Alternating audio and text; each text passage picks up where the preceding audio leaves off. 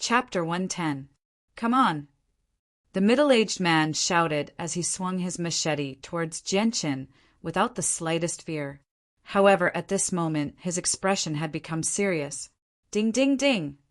In the quiet alley, a series of clanging sounds could be heard as Genshin and the middle-aged man moved quickly in this narrow alley. Genshin was facing a mid-level Saint Master with the strength of a mid-level Great Saint. But in a head-on battle, he was actually not at a disadvantage at all. Genshin's movements were light and nimble as he moved around the middle-aged man like a ghost.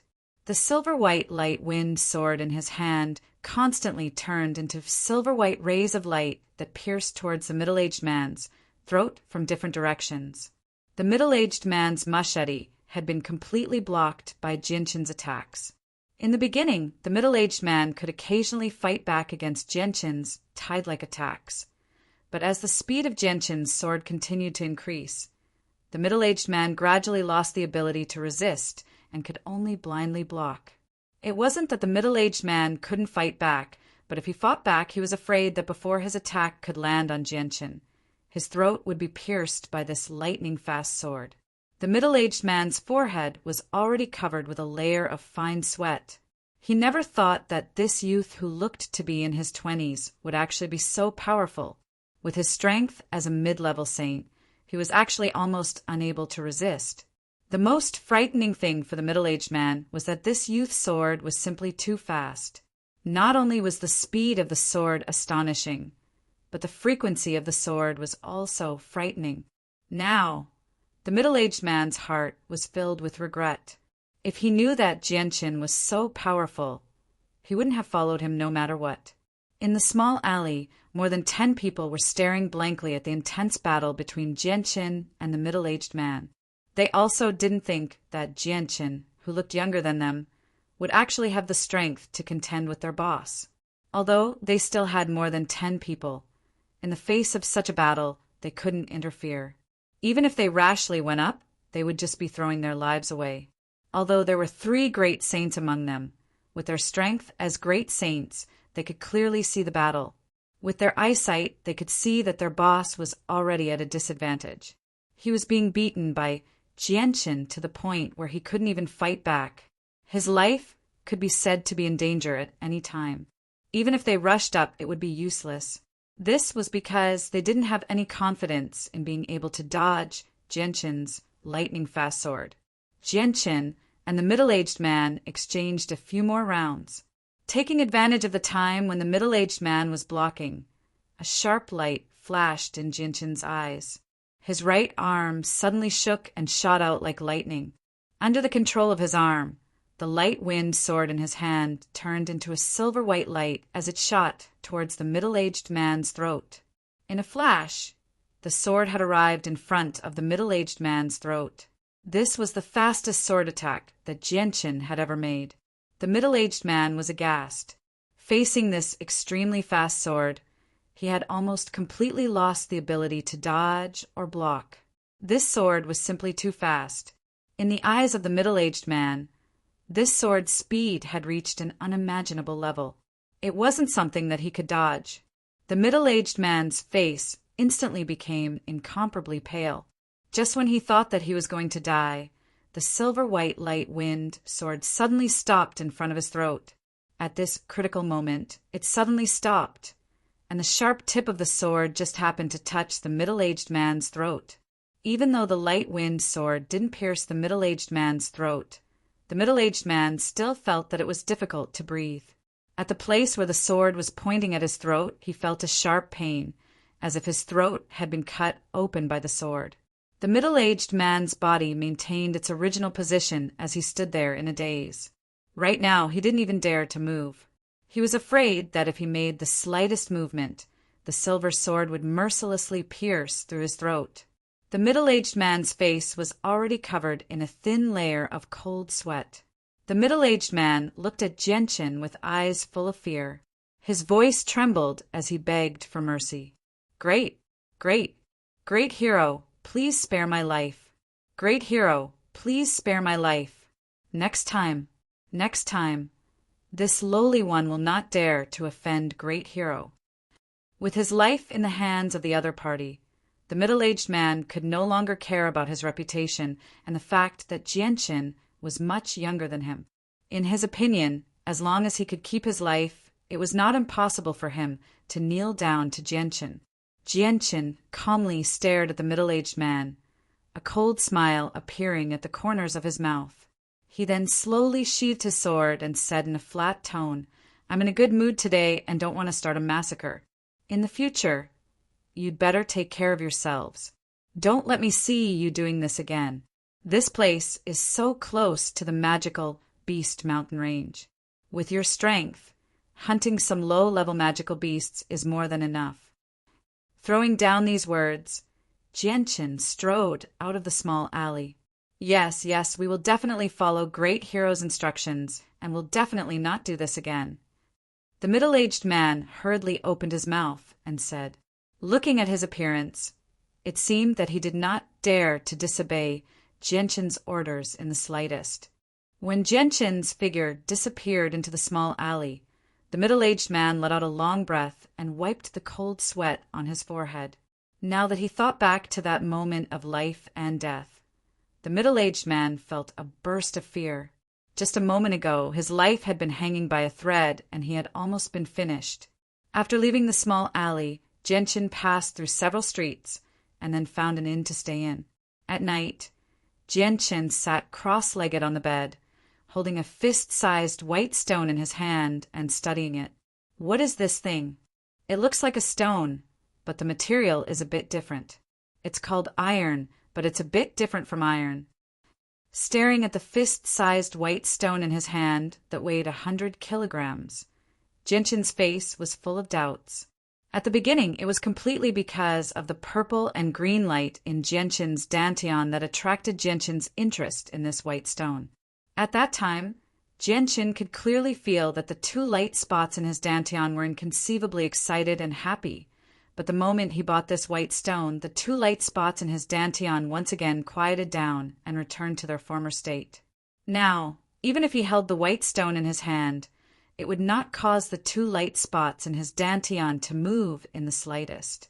Moreover, Jianqin did not know the origin of this strange white stone.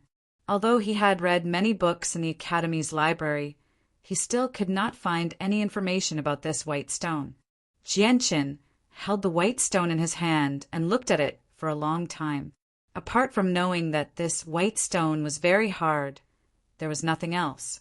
Even if he soaked it in water and burned it with fire, there was no change in the stone. In the end, Jianqin could only helplessly put the white stone back into his space belt. Afterwards, Jianqin once again observed the purple and green light spots in his dantian. Right now, the two light spots were in the same situation as before, quietly entrenched there without the slightest movement. Although the two light spots were in Jianqin's dantian, Jianqin could do nothing about them. He could not even approach them and could only look at them from afar. This was because there was a mysterious force protecting the two light spots. Once Jianqin wanted to approach them, he would be obstructed by this mysterious force. Moreover, this mysterious force was extremely strong. With Jianqin's current strength, he was unable to break through this force. Therefore, the area around the two light spots was a completely forbidden zone for Jianqin. AI. Jianqin sighed secretly. Now that his dantian had such an accident, he did not know whether it was a blessing or a curse. This night, Jianqin did not cultivate as usual. Instead, he fell into a deep sleep on his bed. It had been 2 to 3 months since he left the kingdom of Jessen. Tonight was the first time he had slept in these few months. Sleeping was undoubtedly to replenish his spirit that had been exhausted during the day. Jianqin's spirit was already very strong. As long as he did not use his spirit to control the sword or control the holy force, which would exhaust his spirit too much, he could go for several days and nights without sleeping. In addition, he had always cultivated every night. During cultivation, his spirit could also recover quickly. Therefore, Jianqin's lack of sleep in the past few months did not affect his spirit at all. The next morning, Jianqin got out of bed, feeling refreshed. He opened the window and looked at the scenery outside. Breathing in the fresh morning air, he sighed. I haven't slept for several months. I've almost forgotten what it's like to sleep. Only now do I realize that sleeping is actually so comfortable. Afterwards, Jianqin paid the bill and directly left the inn. He went to buy a good horse and rode it to the meeting place he had agreed to meet with Kendall. The gathering place of the flame mercenaries was still the same dim hut. At the same time, this hut was also where the 8 of them rested together. A small mercenary group, like the flame mercenaries, did not have enough money to buy a large courtyard, so they could only stay together in this small place. Arriving in front of the hut, Jianqin fastened the horse's rope. Just when he was about to knock, the door suddenly opened. A skinny young man opened the door. He did not seem much older than Jianqin. He was the youngest person in the flame mercenaries apart from Jianqin. Xiao Dao. Jianqin faintly smiled. Xiao Dao, are you going out? Chapter 111. When Jianqin entered the room, he discovered that everyone, including Captain Kendall, was eating breakfast at the table. On the table was a large plate of steaming hot beef. Jianqin, let's eat together. We have to fight today, so we have to fill our stomachs. Only then will we have the strength to fight the magical beasts. Captain Kendall stood up from his chair and pulled Jianqin over to a chair beside him. Hoopa stuffed a large piece of mutton into his mouth and chewed in large bites. He mumbled, Yeah, we have to fill our stomachs today. If we encounter powerful magical beasts, we'll have the strength to run away even if we can't defeat them. Hearing this, Captain Kendall glared at Hoopa and snappily said, Hoopa, do you really want to encounter magical beasts that we can't defeat? If we encounter a Class 4 magical beast that excels in speed, all of our lives will be lost in the magical beast mountain range. Kendall, I'm just saying, do you need to be so serious? You're even using Class 4 magical beasts to scare me. It's not like we're going into the depths of the mountain range. How can we encounter Class 4 magical beasts? Hoopa said with some dissatisfaction. Sitting at the table, Jianqin did not hold back. He picked up a piece of beef with his chopsticks and placed it in his mouth. He said, Uncle Kendall, Hoopa is right. Class 4 magical beasts can only be found in the depths of the mountain range. As long as we don't enter the depths of the mountain range, we won't encounter any Class 4 magical beasts. Jianqin had stayed in the magical beast mountain range for quite some time, so he was rather clear on these matters. You can't say that. Captain Kendall's face suddenly became stern. He looked around and said with a deep voice, Even though we're only moving around the outskirts of the magical beast mountain range, we still can't let our guard down. Although Class 4 magical beasts normally move around in the depths of the mountain range, there are a few exceptions. Some bored Class 4 magical beasts or magical beasts that are being hunted down can come to the outskirts from the depths of the mountain range. Something like this is not uncommon on the Tianyuan continent. Who knows how many times it has already happened? Hearing this, Jianqin nodded slightly. He agreed with Captain Kendall's words. This was because he had read about this in the books in the Academy's library. Some powerful magical beasts that should have stayed in the depths of the magical beast mountain range would occasionally appear in the outskirts of the mountain range. However, this kind of thing was very rare. At the very least, during the time that Jianqin had stayed in the magical beast mountain range, he had never encountered a magical beast of the 4th rank in the outskirts. Even magical beasts of the 3rd rank were very rare. Of course we know that. Although we've never encountered one before, we've heard about it from many of our peers. All right, Kendall, stop talking about it. You're making everyone feel heavy-hearted. If something like this really does happen, it's just our bad luck. Let's eat quickly so we can be on our way once we're full. The one who spoke was a middle-aged man who was about the same age as Kendall. He was the strongest person in the Inferno mercenary group apart from Kendall, dear. He possessed the strength of a high-level great saint and was only a step away from becoming a sage master. Everyone quieted down as soon as Deer opened his mouth. They all lowered their heads and continued to eat, throwing the beef into their stomachs. Soon, the large plate of beef was emptied, not leaving a single scrap. After filling their stomachs, the group didn't stay for long.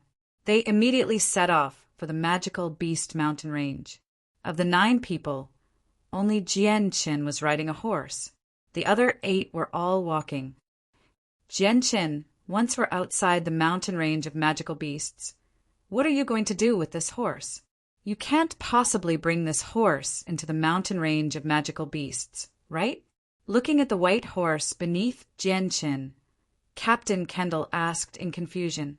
With that, Jianqin chuckled. He rubbed the snow-white fur on the horse's back and said, "This place is almost 20 kilometers away from the mountain range. I'll directly return its freedom once we reach the outskirts of the mountain range." Xiao Dao immediately leapt up when he heard that. He stared at Jianqin and cried out, "No way, Jianqin, are you going to set it free? That's too much of a waste of money." Jianqin smiled. "Isn't setting it free the same as returning its freedom? The world is vast, so whether it can survive on the Tianyuan continent will depend on its luck. On the Tianyuan continent, horses were only the most common and lowest form of transportation. At the same time, the spiritual energy on the Tianyuan continent was abundant. Not only could wild beasts absorb the energy of the world or eat heavenly resources to become magical beasts, even horses had the opportunity to advance. At the very least, Jianqin had read in a book that a horse with the strength of a Class 5 magical beast had appeared on the Tianyuan continent 100 years ago. However, due to the limitations of the horse's body, its innate condition was extremely poor. Advancing was an extremely difficult path for them, and it took a very long time as well. Although they were walking, their speed was not slow. After roughly 2 hours of hurrying, they finally arrived at the mountain range of magical beasts. Looking at the lush forest before them, Jianqin dismounted from his horse and followed the group into the forest. Jianqin did not pay any attention to the white horse. It would naturally leave after some time. From now on, everyone be careful. Although most of the creatures in the forest are wild beasts, we still can't be careless. Kendall sternly glanced at everyone before continuing. "Deer, Hupa, and I will walk at the front of the group. Zhou Dakai, Zhou Shaokai, Chong Ningfeng, you 3 will walk at the back. The rest of you will walk in the middle." Afterwards, the group quickly advanced in the formation that Kendall had arranged. Along the way, there were many wild beasts that came to disturb them, but they were not even Class 1 magical beasts. They posed no threat to the group at all. After walking in this manner for 6 hours, the flame mercenaries finally passed through the forest and arrived at the outskirts of the magical Beast Mountains. There were already Class 1 magical beasts roaming about here. Walking at the front of the group, Kendall looked around before turning back to the group and saying, "Now, everyone be prepared to fight at any time. We can encounter Class 1 and Class 2 magical beasts at any time now." However, Kendall's words were clearly unnecessary. Apart from Jianqin, everyone in the group was already prepared to fight at any time. All of them looked around with sharp gazes. The team maintained their formation and continued to move forward vigilantly. However, after 4 hours of walking, they didn't encounter a single magical beast except for a few ignorant beasts. Jianqin walked in the middle of the group as his eyes flickered with uncertainty. Along the way, he had clearly sensed the subtle movements caused by the movements of many magical beasts. However, what puzzled him was that these magical beasts had only stopped for a while under the cover of the bushes when they were 10 meters away from them before retreating. Not a single one of them dared to jump out. Jianqin could not understand this, no matter how hard he thought about it. Could it be that these magical beasts have discovered that our group is too powerful, so they don't dare to come and throw their lives away? Jianqin frowned as he thought to himself. When he had entered the magical beast mountains alone a few days ago, he had not encountered such a situation. After thinking for a while, Gentian finally couldn't help but ask, "Uncle Kendall, do you feel that something is off?" Gentian's words were undoubtedly very sensitive to the group at this time. Hearing this, everyone's gazes turned to Gentian. Kendall asked, "Gentian, is there something wrong?" Gentian hesitated for a moment before saying, "This is clearly the range of activity of rank 1 magical beasts. Why haven't we encountered a single magical beast along the way?" Hearing this, everyone immediately let out a sigh of relief. They had originally thought that Gentian had discovered something that would be detrimental to them. Kendall chuckled and said, "Gentian, this situation is very normal.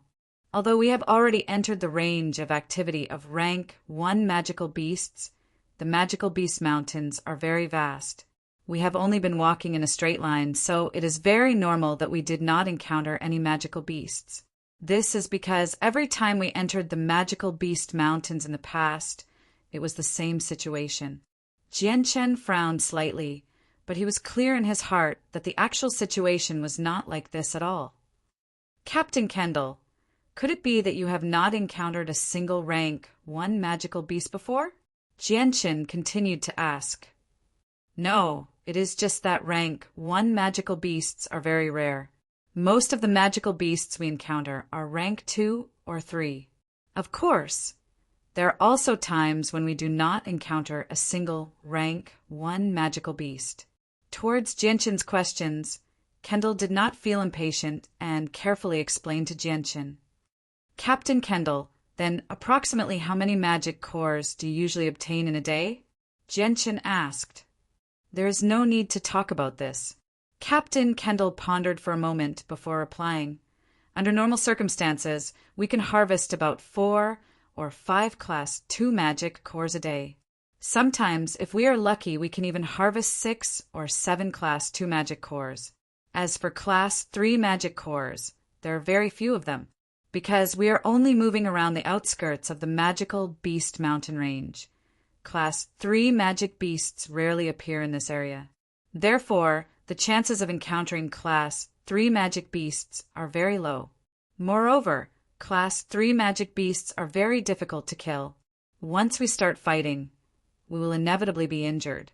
Therefore, unless we take the initiative to encounter a Class 3 magic beast, we simply cannot provoke a Class 3 magic beast." Chapter 112. Jianchen nodded inside when he heard Kendall's words. His impression of Kendall immediately rose to a whole new level.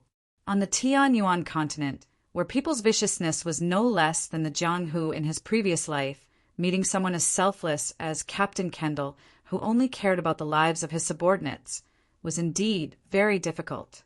Most importantly, with Kendall's strength as a beginner Saint Master, he might not be able to kill a Class 3 magical beast by himself, but he was more than enough to deal with a Class 2 magical beast.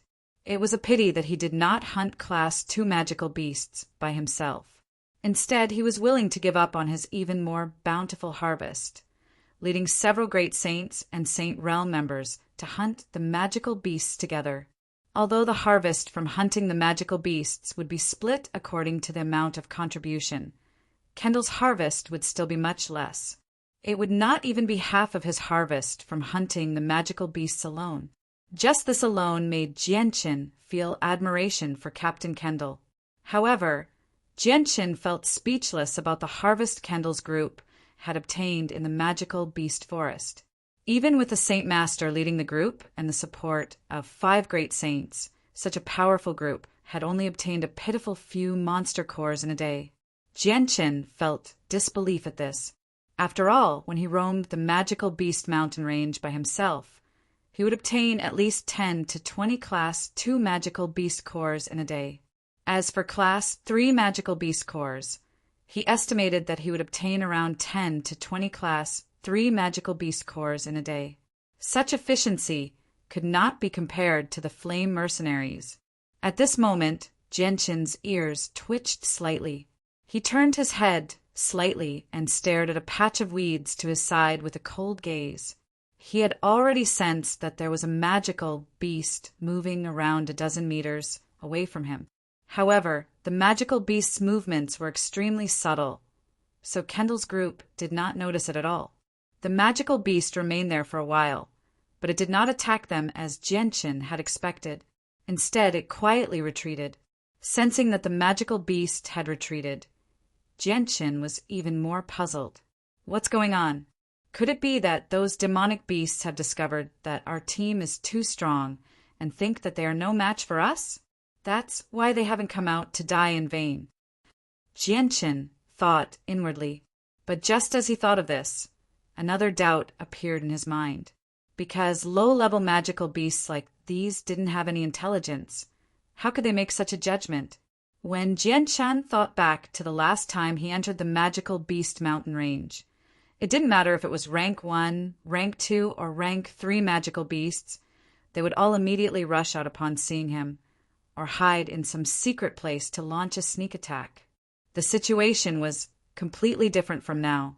What's going on? Could it be that we have too many people? Is that why those rank 1 magical beasts don't dare to come out? Genshin's gaze swept over everyone, his face full of doubt. This was because along the way, he had already discovered several magic beasts of about grade 1 hiding in the dark. At this time, there was a strange movement in the weeds in front of them. Then, a black shadow suddenly rushed out and shot towards Kendall at an extremely fast speed.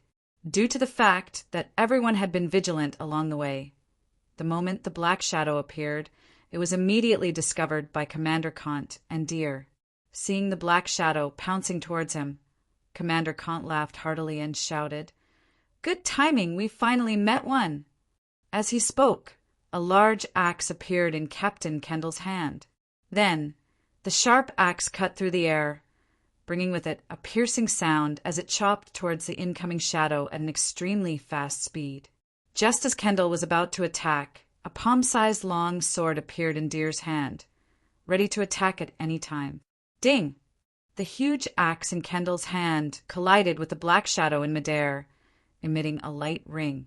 The black shadow's forward momentum came to an abrupt stop, and then it was sent flying by the powerful rebound force of the axe. The black shadow slid back 5 meters in the air before steadily landing on the ground. At this time, everyone could clearly see the true appearance of this black shadow. It was actually a tiger that was as tall as a person.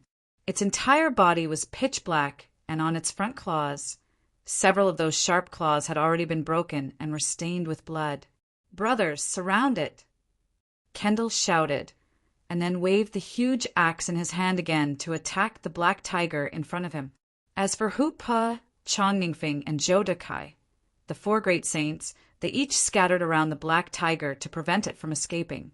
As for Deer, who had the strength of an advanced great saint, he joined the battle with a long sword in his hand, and joined forces with Kendall to kill the black tiger. This black tiger was a rank 2 magical beast.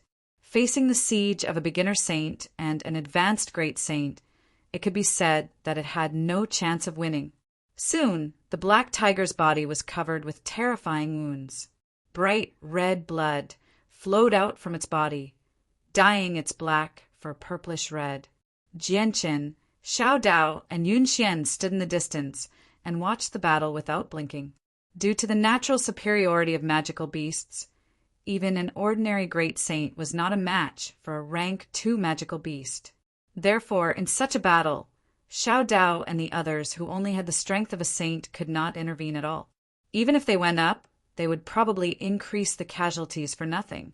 Looking at Kendall and Deer, who were fighting the black tiger, Xiao Dao's face was full of eagerness. His eyes were full of yearning. From the looks of it, he wanted nothing more than to transform into Kendall and have a fierce battle with the black tiger. I must cultivate seriously in the future and strive to reach the level of Saint Master as soon as possible. That way, I can hunt rank 2 magical beast cores by myself. Xiao Dao clenched his teeth and said fiercely. Hearing this, Yun Xian, who was standing beside Xiao Dao, couldn't help but chuckle. He said, "Xiao Dao, your strength is still at the intermediate Saint Master level. There's a considerable distance between you and the Saint Master level. With your cultivation talent, I reckon that you'll have to wait until you're 40 years old before you can become a Saint Master, or even more. So what if I'm 40 years old? Didn't you see that Kendall became a Saint Master at this age? In any case, I will become a Saint Master one day. Xiao Dao replied with a bit of dissatisfaction. Then his eyes revealed a trace of yearning as he muttered, "Once I have the strength of a Saint Master, I can roam the magical beast mountain range alone. Fighting against magical beasts by myself. How awe-inspiring would that be?" Seeing Xiao Dao's yearning expression, Yun Xian helplessly shook his head and muttered inwardly, "Is a Saint Master that amazing? Isn't it just bullying rank 2 magical beasts? Do you think that you can run amok in the magical beast mountain range just because you have the strength of a Saint Master?" Then Yun Xian turned to Jianchen, who was standing beside him, and said, "Hey, Jianchen, how many times have you entered the magical beast mountain range? Seeing that you're so young, it can't be your first time, right?" Hearing this, Jianchen indifferently replied, "It should be the second time." Although Jianchen had entered the forest once to hunt magical beasts in Kargath Academy, that wasn't an official hunt. Moreover, the magical beasts in the forest were raised by the academy, so he directly ignored it. Yun Xian's eyes lit up, immediately becoming interested. He immediately asked, "Then, how many people were there when you first entered the magical beast mountain range? How strong were they? Were there any powerful experts like Kendall?" Hearing this, Jianchen turned to look at Yun Xian. After a slight hesitation, he said, "The first time I entered the magical beast mountain range alone." But before Jianchen could finish, Yun Xian interrupted. "What? The first time you entered the magical beast mountain range alone? Wow, Jianchen, I really admire you too much." Jianchen bitterly smiled. "Yun Xian, you don't need to be so loud. The first time I went alone, I only wandered around the outskirts of the magical beast mountain range." Yun Xian looked at Jianchen with a face full of admiration. "Jianchen, I really admire you. I admire your guts. Your guts are really too big. Don't you know that even the outskirts of the magical beast mountain range are very dangerous? If you encounter a first-rank magical beast, you can still escape if you can't beat it. But if you encounter a second-rank magical beast, then your little life will end there." After saying this, Yun Xian patted his chest, a look of fear on his face as he said, "But you brat, you're very lucky. You didn't encounter any magical beasts. Otherwise, you'd most likely be finished." "That's right, Jianchen. In the future, don't come to the magical beast mountain range alone. Although our journey was very peaceful, you mustn't look down on the magical beast mountain range because of this," Xiao Dao solemnly said. Hearing the words of the two, Jianchen bitterly smiled. "Okay, I know. Right now, let's watch the battle between Captain and Black Tiger. Watching this kind of battle will be of great help to you. At the very least, it'll be good for you to learn how to fight." Cabid stood beside Jianchen, looking at Jianchen with astonishment. His gaze swept over Jianchen from head to toe several times. His eyes flickered with a trace of bewilderment, but he didn't say anything. He calmly stood there, not saying a word. Hearing Jianchen's words, Xiao Dao and Yun Xian really didn't speak again, attentively watching the battle. Chapter 113. Captain Kendall suddenly let out a roar. Powerful saint force circulated around his huge axe, and he swung it at the black tiger's head like a bolt of lightning. The black tiger nimbly leaped and dodged Captain Kendall's axe. Then, with another low jump, it pounced at Captain Kendall and opened its bloody mouth to bite him. Captain Kendall quickly pulled back his axe and placed it in front of his body. Finally, the black tiger bit down on the handle of the axe. Immediately, the sharp teeth ground against the handle of the axe, which was even sharper than steel, producing an unpleasant creaking sound. The powerful impact of the black tiger's leap caused Captain Kendall to stagger back a few steps. With every step he took back, he left a deep mark on the ground. Very soon, the black tiger landed on all fours. Without giving Captain Kendall any time to react, it opened up its broken claws and quickly swiped at Captain Kendall's chest. Captain Kendall was shocked. The black tiger's attack speed was extremely fast, and the saint weapon in his hand had been bitten by the black tiger, making it impossible for him to use it. At this crucial moment, Captain Kendall suddenly sucked in a breath of air, and his chest immediately caved in. At the same time, the black tiger's sharp claws tore through the air and slashed at Captain Kendall's chest, causing a few pieces of his clothes to flutter in the air. There were even a few drops of blood that were splashed by the black tiger's sharp claws. This time, even though Captain Kendall's chest had caved in from the attack, he didn't have enough time. His chest was still scratched by the black tiger's claws. Fortunately, it was only a superficial wound. Otherwise, Captain Kendall would have been heavily injured from this attack. Just as the black tiger's claws scratched past Kendall's chest, a huge sword as wide as a palm slashed through the air.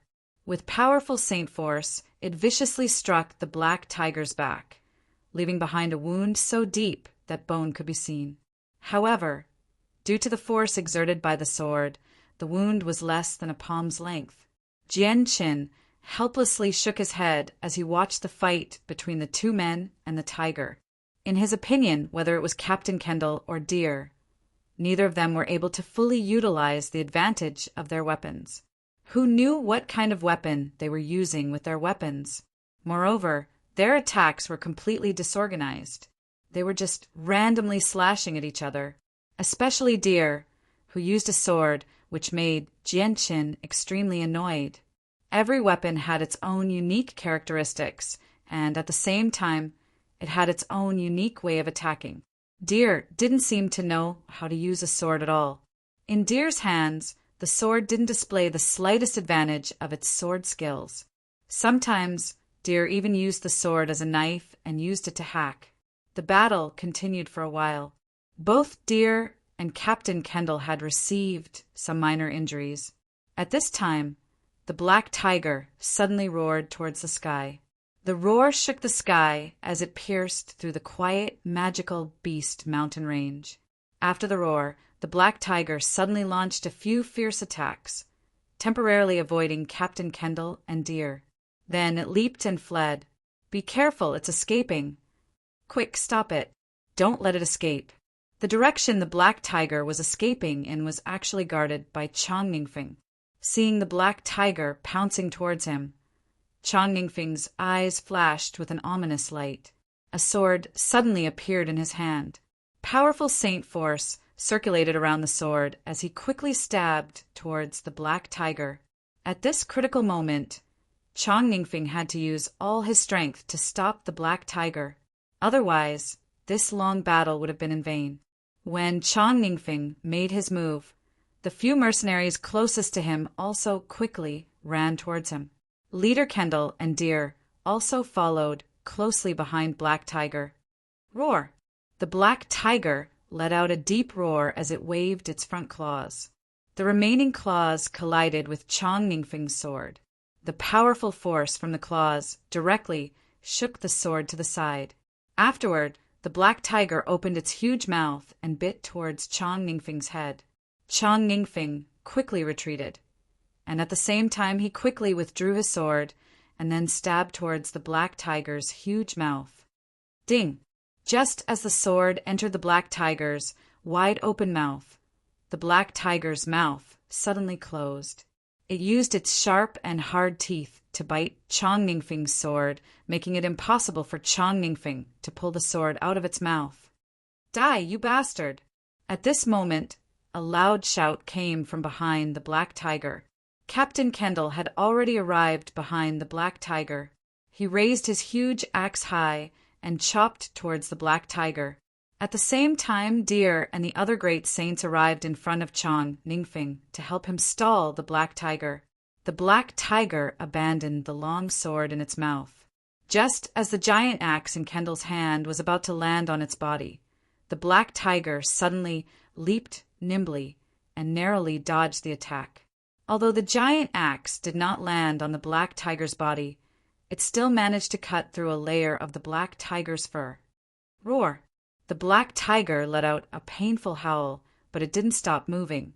It immediately turned around and ran in the opposite direction.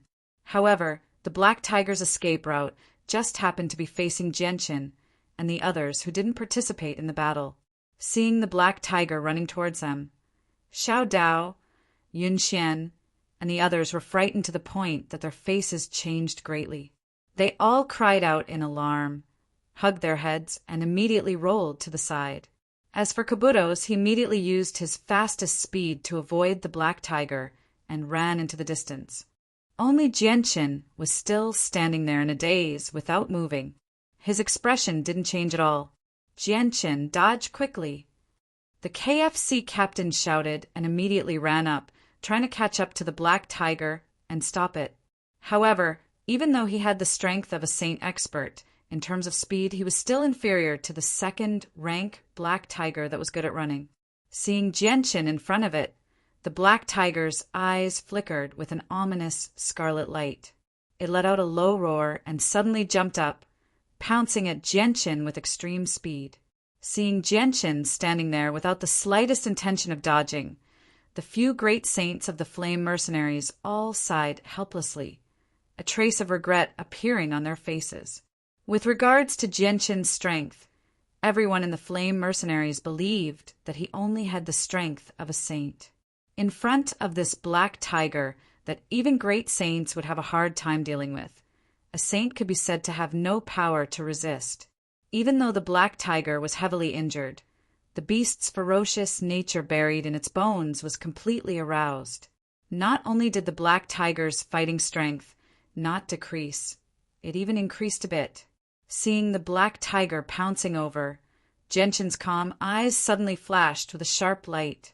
Soon after, the 2 fingers wide and 4 feet long silver, white light wind sword suddenly appeared in his right hand. Soon after, a silver white light flashed in front of the black tiger. At the same time, Genshin's body also turned, testing the distance of 1 step to the side. Bang!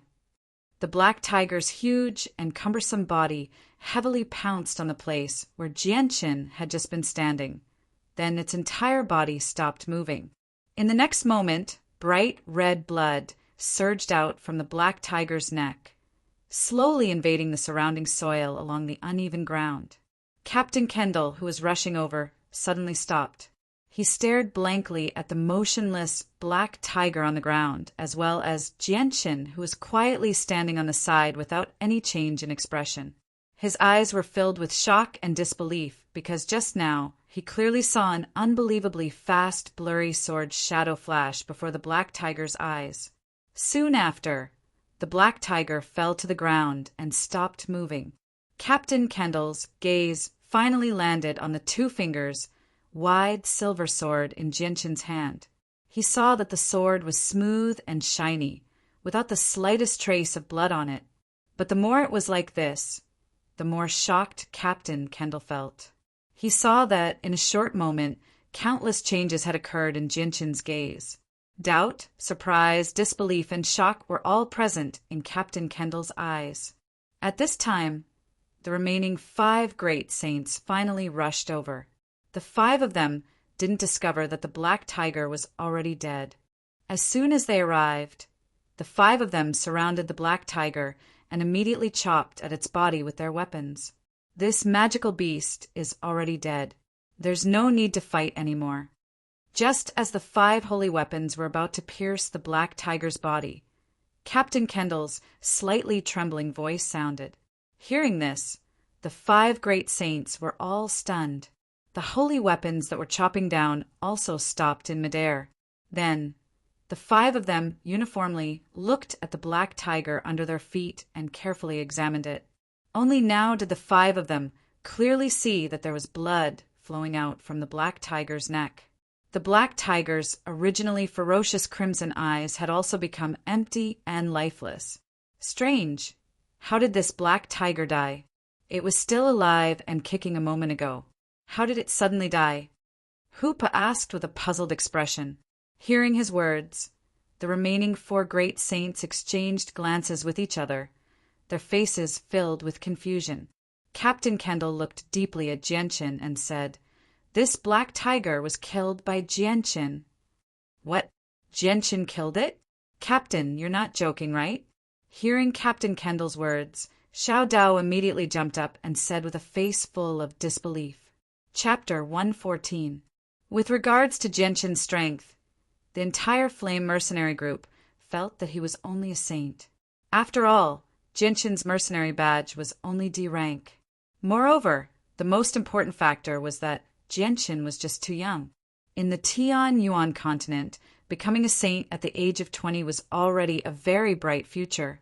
They really couldn't imagine that Gentian, who looked to be in his early 20s, would actually have the strength to easily kill a second-rank magical beast.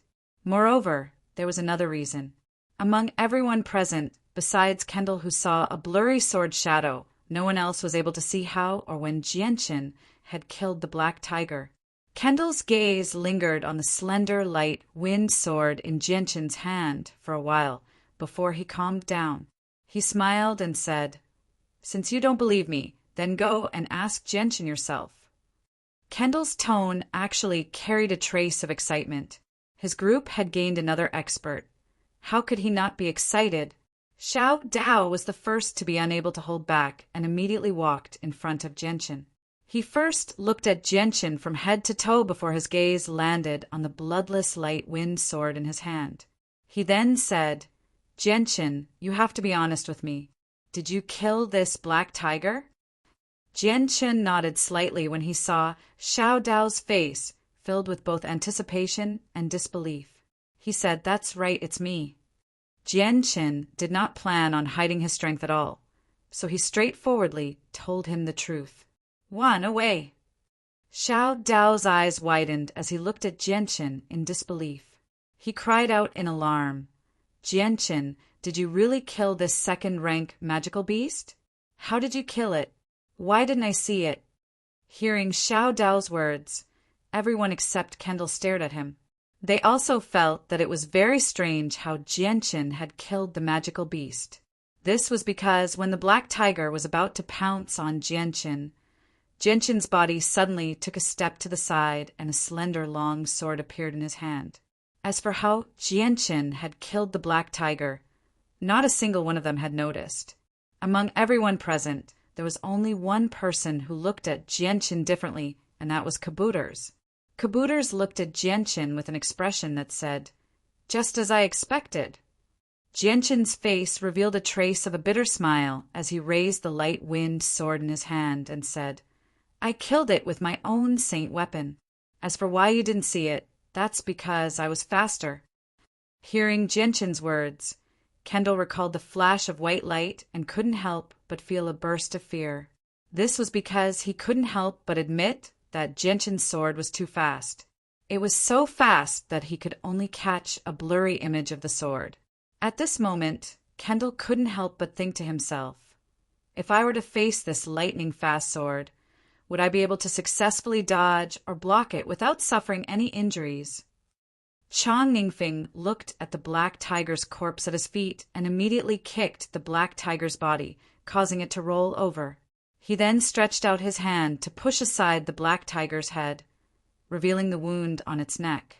But when everyone saw the fatal wound on the black tiger's neck, everyone, including Kendall, sucked in a breath of cold air. This was because this wound was too deep. 2/3 of the entire neck had been cut off, leaving only 1/3 of the neck connected to the head. Just a little bit more, and the black tiger's head would have been cut off. What was even more unimaginable to them was that the black tiger was clearly making a forward motion, and its body was gliding in the air at a high speed. But under the black tiger's speed, Gentian was actually able to clearly grasp the fatal point of the black tiger's throat and attack it. Just this alone wasn't something that anyone present could do. Deer took a deep breath and slowly calmed the shock in his heart. He looked at Gentian with a complicated gaze. Then a trace of a smile appeared on his face. He said, "Gentian, we originally thought that you only had the strength of a saint. But now it seems that the situation is far from what we imagined. You really hid it from us all. Hoopa also came to Genshin. He stretched out a wide palm and fiercely slapped Genshin's shoulder. He loudly said, "Genshin, you're too much. Tell me honestly, what stage of strength have you reached? You can't be stronger than the commander, right?" Hearing Hoopa's words, Genshin helplessly smiled and said, "Brother Hoopa, I'm not as strong as you say. My current strength is only about the same as yours, an intermediate great saint." "That's not right. How can an intermediate great saint kill a class 2 magical beast so easily?" Hoopa softly murmured before raising his head again. Just when he wanted to continue asking, Genshin suddenly said, "Let's deal with the magical beast's corpse quickly. We'll talk about other matters later."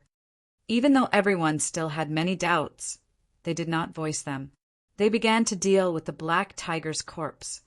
This black tiger is so powerful. Its strength should be at the peak of Tier 2, just one step away from Tier 3. After taking out the demon core, put the black tiger's corpse in a bag as well. "We should be able to sell it for quite a bit of money," Captain Katie instructed. On the Tianyuan continent, aside from the most common type of beef, most people ate the meat of magical beasts. Not only was the meat of magical beasts tender and delicious, it could also strengthen the body. As a result, the corpses of magical beasts were highly sought after on the Tianyuan continent. In particular, the corpses of high-class magical beasts were always in short supply. Genshin put the breeze sword away and stood to the side as he silently watched the flame mercenaries put the black tiger's corpse in a large bag. Genshin naturally did not care about the corpse of a Class 2 magical beast. After all, he could easily kill Class 2, or even Class 3 magical beasts. In Genshin's hands, these magical beasts had basically lost all ability to escape. However, the flame mercenaries were different. Even though they had a Saint Master, their overall battle prowess was far inferior to Genshin's. With the flame mercenaries' strength, killing a peak Class 2 magical beast was already very difficult. Moreover, if it were not for Genshin stopping the black tiger when it tried to escape, they really would not have been able to catch up to it. After all, magical beasts were like fish in water in the forest. If humans wanted to move in the forest, they would be greatly restricted by the environment. At this moment, Genshin's ears twitched slightly. He suddenly raised his head and looked to the side. Soon after, the weeds where Genshin was looking began to sway violently. Soon after, over 20 mercenaries wearing helmets and armor appeared in front of Genshin. They were armed to the teeth. When the fully armed mercenaries appeared in front of them, the members of the Flame Mercenaries stopped what they were doing. They all vigilantly stared at the 20 or so mercenaries in front of them with nervous expressions. The leader of the 20 or so fully armed mercenaries swept his cold gaze over the members of the Blaze mercenary group. His gaze then paused on the black tiger's corpse, half of which was already in his pocket. In the end, he waved his hand and shouted in a low voice, "Let's go!" With that, the leader led the 20 or so fully armed mercenaries and passed through the flame mercenaries without looking sideways. In the end, they disappeared into the forest. They did not even look at the members of the flame mercenaries. That's the Zhou mercenaries. I never thought that I would actually meet them here. After the group of fully armed mercenaries left, Hoopa muttered to himself, "Big brother Hoopa, is the Zhou mercenaries very famous?" Genshin asked. Hearing this, Hoopa nodded and said, "Although the Zhou mercenary group's strength isn't the strongest in Wake City, they are definitely in the top 10 of the mercenary groups that reside in Wake City. Their group has a total of 50 people, and their leader is a high-rank Saint Master. They also have 6 low-rank Saint Masters and 20 great saints under them. Their strength can be said to be extremely strong and definitely isn't something that our Raging Flame mercenary group can provoke. Moreover, the Zhou mercenary group has the support of one of Wake City's great families, the Zhou family. In Wake City, there aren't many powers that dare to offend the Zhou mercenary group." "Oh, Jian Shen looked in the direction that the Zhou mercenaries had disappeared in and did not take it to heart. Jian Shen, if you meet other mercenaries in the magical Beast Mountain range in the future, you must be extremely careful. In the magical Beast Mountain range, murders and robberies are a common occurrence. Although some people wear the sign of mercenaries, their actions are even worse than bandits. Kendall walked in front of Genshin and said with a serious expression. Seeing Kendall's serious expression, Genshin nodded and said, "I will be careful." At this time, the black tiger's corpse had been put into their spatial belts. Kendall ordered, "Right now, there are already second-rank magical beasts roaming around here. If we go deeper, we might encounter even more powerful third-rank magical beasts. Therefore, we will continue to wander around this area." After that, Kendall and Deer bandaged their wounds. Fortunately, the wounds on their bodies were not deep and did not have much effect on their strength. When everything was ready, the group continued on their way, all of them vigilantly observing their surroundings. When the group had just walked for a while, Genshin once again discovered traces of a magical beast. However, the situation this time was the same as before. This magical beast used the forest as a cover and stopped about 10 meters away from the mercenaries for a while before quietly retreating. Genshin frowned as he pondered. He really did not understand what was going on. Along the way, other than killing a black tiger with the strength of a second-rank magical beast, he had discovered traces of close to 10 other magical beasts. However, these magical beasts did not jump out and attack them like the black tiger. Chapter 115. Genshin's gaze swept over the few of them. Suddenly, a thought flashed through his mind. Right, it's the aura, it's the killing intent. Genshin's eyes suddenly lit up. He immediately understood why most of the magical beasts they'd encountered along the way didn't dare to come out. It turned out that it was because of the aura and faint killing intent emitted from their bodies. Although those magical beasts didn't have intelligence, due to their innate advantage, their intuition was very strong.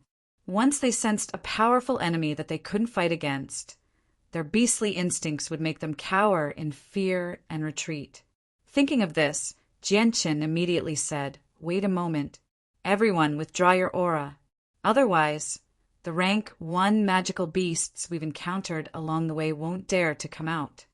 Hearing this, Captain Kendall turned his head to look suspiciously at Genshin and asked, "Genshin, will this work?" "Whether it works or not, we'll know once we try." Genshin didn't want to give any superfluous explanation. Hearing Genshin's words, Capitus lowered his head and pondered for a moment. A trace of light gradually appeared in his eyes before he said, "Everyone, let's believe in Genshin this time. We've rarely encountered rank 1 magical beasts in the past few times we've entered the magical beast forest. I've been suspicious about this situation for a long time, but I haven't been able to find an answer. Perhaps the situation really is as Genshin says. Since even Capitus says, so we'll do as Genshin says." The ones who spoke were the usually taciturn Zhou Dakai and his brother. Although Capitus only had the strength of a saint, due to his intelligence, he had come up with many good ideas for the Flame mercenary group. Therefore, his words had a certain degree of persuasiveness to everyone. Following that, everyone followed Genshin's instructions and kept their chi into their bodies. None of it leaked out. Just as everyone maintained the state for less than 3 kilometers, they encountered a Class 1 magical beast that took the initiative to attack them. This discovery made the Flame mercenaries overjoyed. Although the price of a Class 1 monster core was much lower than that of a Class 2 monster core, hunting a Class 1 magical beast was extremely easy for them. Once they killed a Class 1 magical beast, their harvest would be even more bountiful. Haha, we finally encountered a rank 1 magical beast. Leader Kendall, leave this magical beast to me, Capitus and Yu Xian. Xiao Dao shouted loudly in excitement. Soon after, a 2-chi-long dagger appeared in his hand. He took the lead to attack the Class 1 magical beast, while Capitus and Yu Xian followed closely behind. Seeing the 2 long dagger in Xiao Dao's hand, Jianqin shook his head. No wonder he was called Xiao Dao. It turned out that the sacred weapon that Xiao Dao cultivated with was also a dagger. Immediately after, Jianqin's gaze swept past Yu Xian and Capitus. He saw that both of their sacred weapons were 2-handed greatswords. Next, Xiao Dao's group of 3 fought fiercely with the Class 1 magical beast.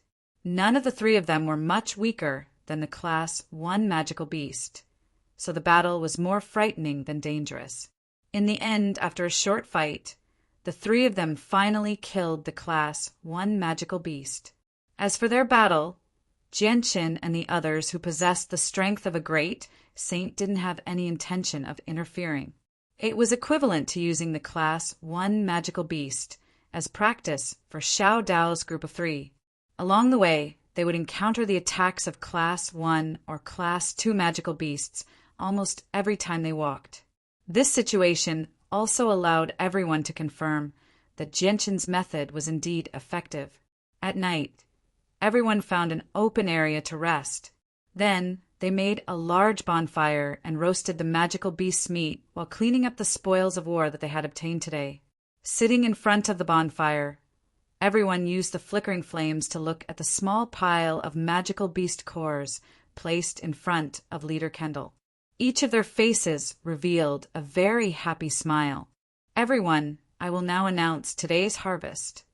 Leader Kendall had a happy smile on his face. He looked around and then continued. Today we have obtained a total of 20 magical beast cores. Among them, there are 7 Class 2 magical beast cores and 13 Class 1 magical beast cores. This amount is 4 to 5 times our previous harvest. Leader Kendall practically roared out the last sentence. From this, it could be seen how excited he was in his heart. Haha, this is all thanks to Jianqin. If it wasn't for his advice, I'm afraid we wouldn't even have encountered a Class 1 magical beast today. Hoopa drank a mouthful of wine and laughed loudly. Chang Ningfeng also chuckled and said, Hoopa is right. Today's harvest is all thanks to little brother Jianqin. Moreover, among the 7 Class 2 magical beasts, Jianqin alone killed 3. Come, little brother Jianqin, drink a mouthful. As he spoke, Chang Ningfeng handed the wine jug in his hand to Jianqin. Jianqin didn't stand on ceremony and took a big gulp from the jug of wine Chang Ningfeng handed over. He smiled and said, Everyone, don't say that. When it comes to contributions, everyone has contributed. But one thing is for sure this time, our harvest in the magical Beast Mountain range will definitely be much more than usual. Haha, that's right.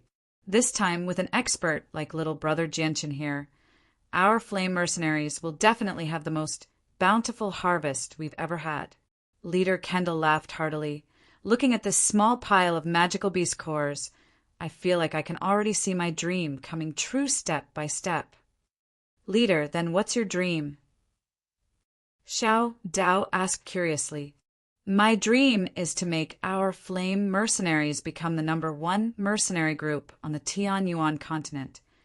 Leader Kendall laughed heartily and said in an impassioned tone, This is the greatest dream of my life. Hearing this, everyone roared with laughter. #1 mercenary group on the Tianyuan continent, Kendall. Your dream is destined to never come true, Hoopa said without any respect. That's right. Hoopa is right. Kendall, your dream is far too whimsical. According to what you've said, I still hope to become the #1 expert on the Tianyuan continent, Deer chuckled as well. Ha ha ha. #1 expert on the continent. In your dreams, Jianqin sat before the fire as he watched everyone chat with a smile. He would also laugh out loud from time to time. At that moment, he actually felt an extremely rare sliver of happiness from the bottom of his heart. Although they were all joking around, the deep friendship that they unintentionally revealed unknowingly affected Jianqin's soul. After eating and drinking to their heart's content, a person from the Flame Mercenaries, scattered a ring of medicinal powder around where everyone was resting to prevent the smell from wafting out while they were resting from attracting wild beasts or magical beasts. After that, he extinguished the fire and returned to his tent to rest. Jianchen lazily laid in his tent as he thought about some random things. Currently, he did not have any other monster cores apart from the 2 Class 4 monster cores. Even if he wanted to cultivate, he would not be able to find any monster cores to absorb. As for the 2 Class 4 monster cores, Jianchen did not want to touch them right now. He wanted to wait until he reached the Saint Master level before absorbing their energy. Looks like I should encourage Leader Kendall and the others to hunt Class 3 magical beasts tomorrow. At the very least, I need to obtain 3 Class 3 monster cores every day. Otherwise, I won't be able to cultivate for the next few days, Jianchen thought to himself as he laid in his tent. With my own strength, hunting ordinary Class 3 magical beasts is not a problem at all. If Leader Kendall and the others work together, they should be able to hold off 2 Class 3 monster cores. As long as we don't encounter 4 Class 3 magical beasts at the same time, there won't be any danger. Yep, there's also the Flame Mercenaries. I can only stay here for a month at most. Leader Kendall and the others are very nice, so I should do my best to obtain some monster cores for them during this period of time. After a month, I'll leave the Flame Mercenaries and do my best to increase my strength. I'll treat this month as a relaxing time for myself. After all, the poison resistance factor I absorbed from the silver-striped golden snake's blood has yet to perfectly fuse with my blood. This will take some time, and during this period of time, I need to avoid injury as much as possible. Once I'm injured, the poison resistance factor in my blood will decrease with the loss of blood. Only when the poison resistance factor has perfectly fused with my blood will the circulation of my blood transform my entire body, causing my entire body to possess the poison resistance factor. Only then will my blood naturally possess the poison resistance factor. From then on, not only will I be immune to all poisons, my blood will also be able to detoxify others. As long as I don't encounter a poison stronger than the silver-striped golden snakes, there's no poison that my blood can't neutralize. Jianchen lay in his tent late into the night. Countless thoughts flashed through his mind as well as his future plans. In the end, he calmed down and listened to his surroundings. After confirming that it was safe, he sat down in his tent again and silently absorbed the energy of the world to cultivate. Chapter 116. The next morning, when the sky began to brighten, Jianchen slowly opened his eyes after absorbing the energy of the world for an entire night. Sensing that his saint force had not increased at all, Jianchen let out a long sigh. Although the rate at which he absorbed the energy of the world was much faster than before, almost all of it had been stolen away by the 2 specks of light in his dantian. The amount that he could absorb himself was basically negligible. Leaving the tent, Jianchen stood outside and took in a few deep breaths of the fresh morning air. He then slowly raised his head and looked at the dense foliage above him. It was still early, so the sky was still hazy. It was not completely bright yet, and the east where the sun rose every day was always dusky. Jianchen shook his head in disappointment when he heard the soft breathing and occasional snoring from the other tents. With his hearing, he could easily tell that all the people of the Flame Mercenaries were sleeping. Not a single one of them was cultivating. Sigh, how can I increase my strength if I'm so lazy? Although talent is very important on the path of cultivation, diligence is even more important than talent.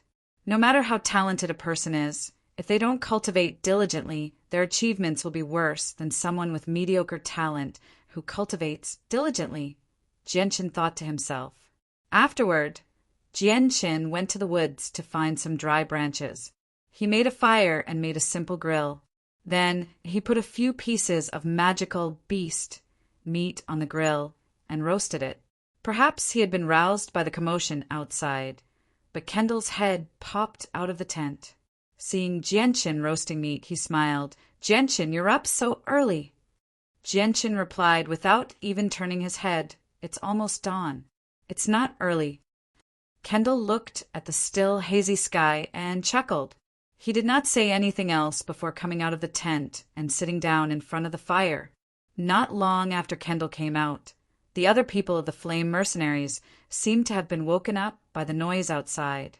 They all came out of their tents and immediately put their tents away into their space belts. Once everything was done, everyone gathered in front of the fire and sat down. Hoopa held a jug of alcohol as he drank by himself.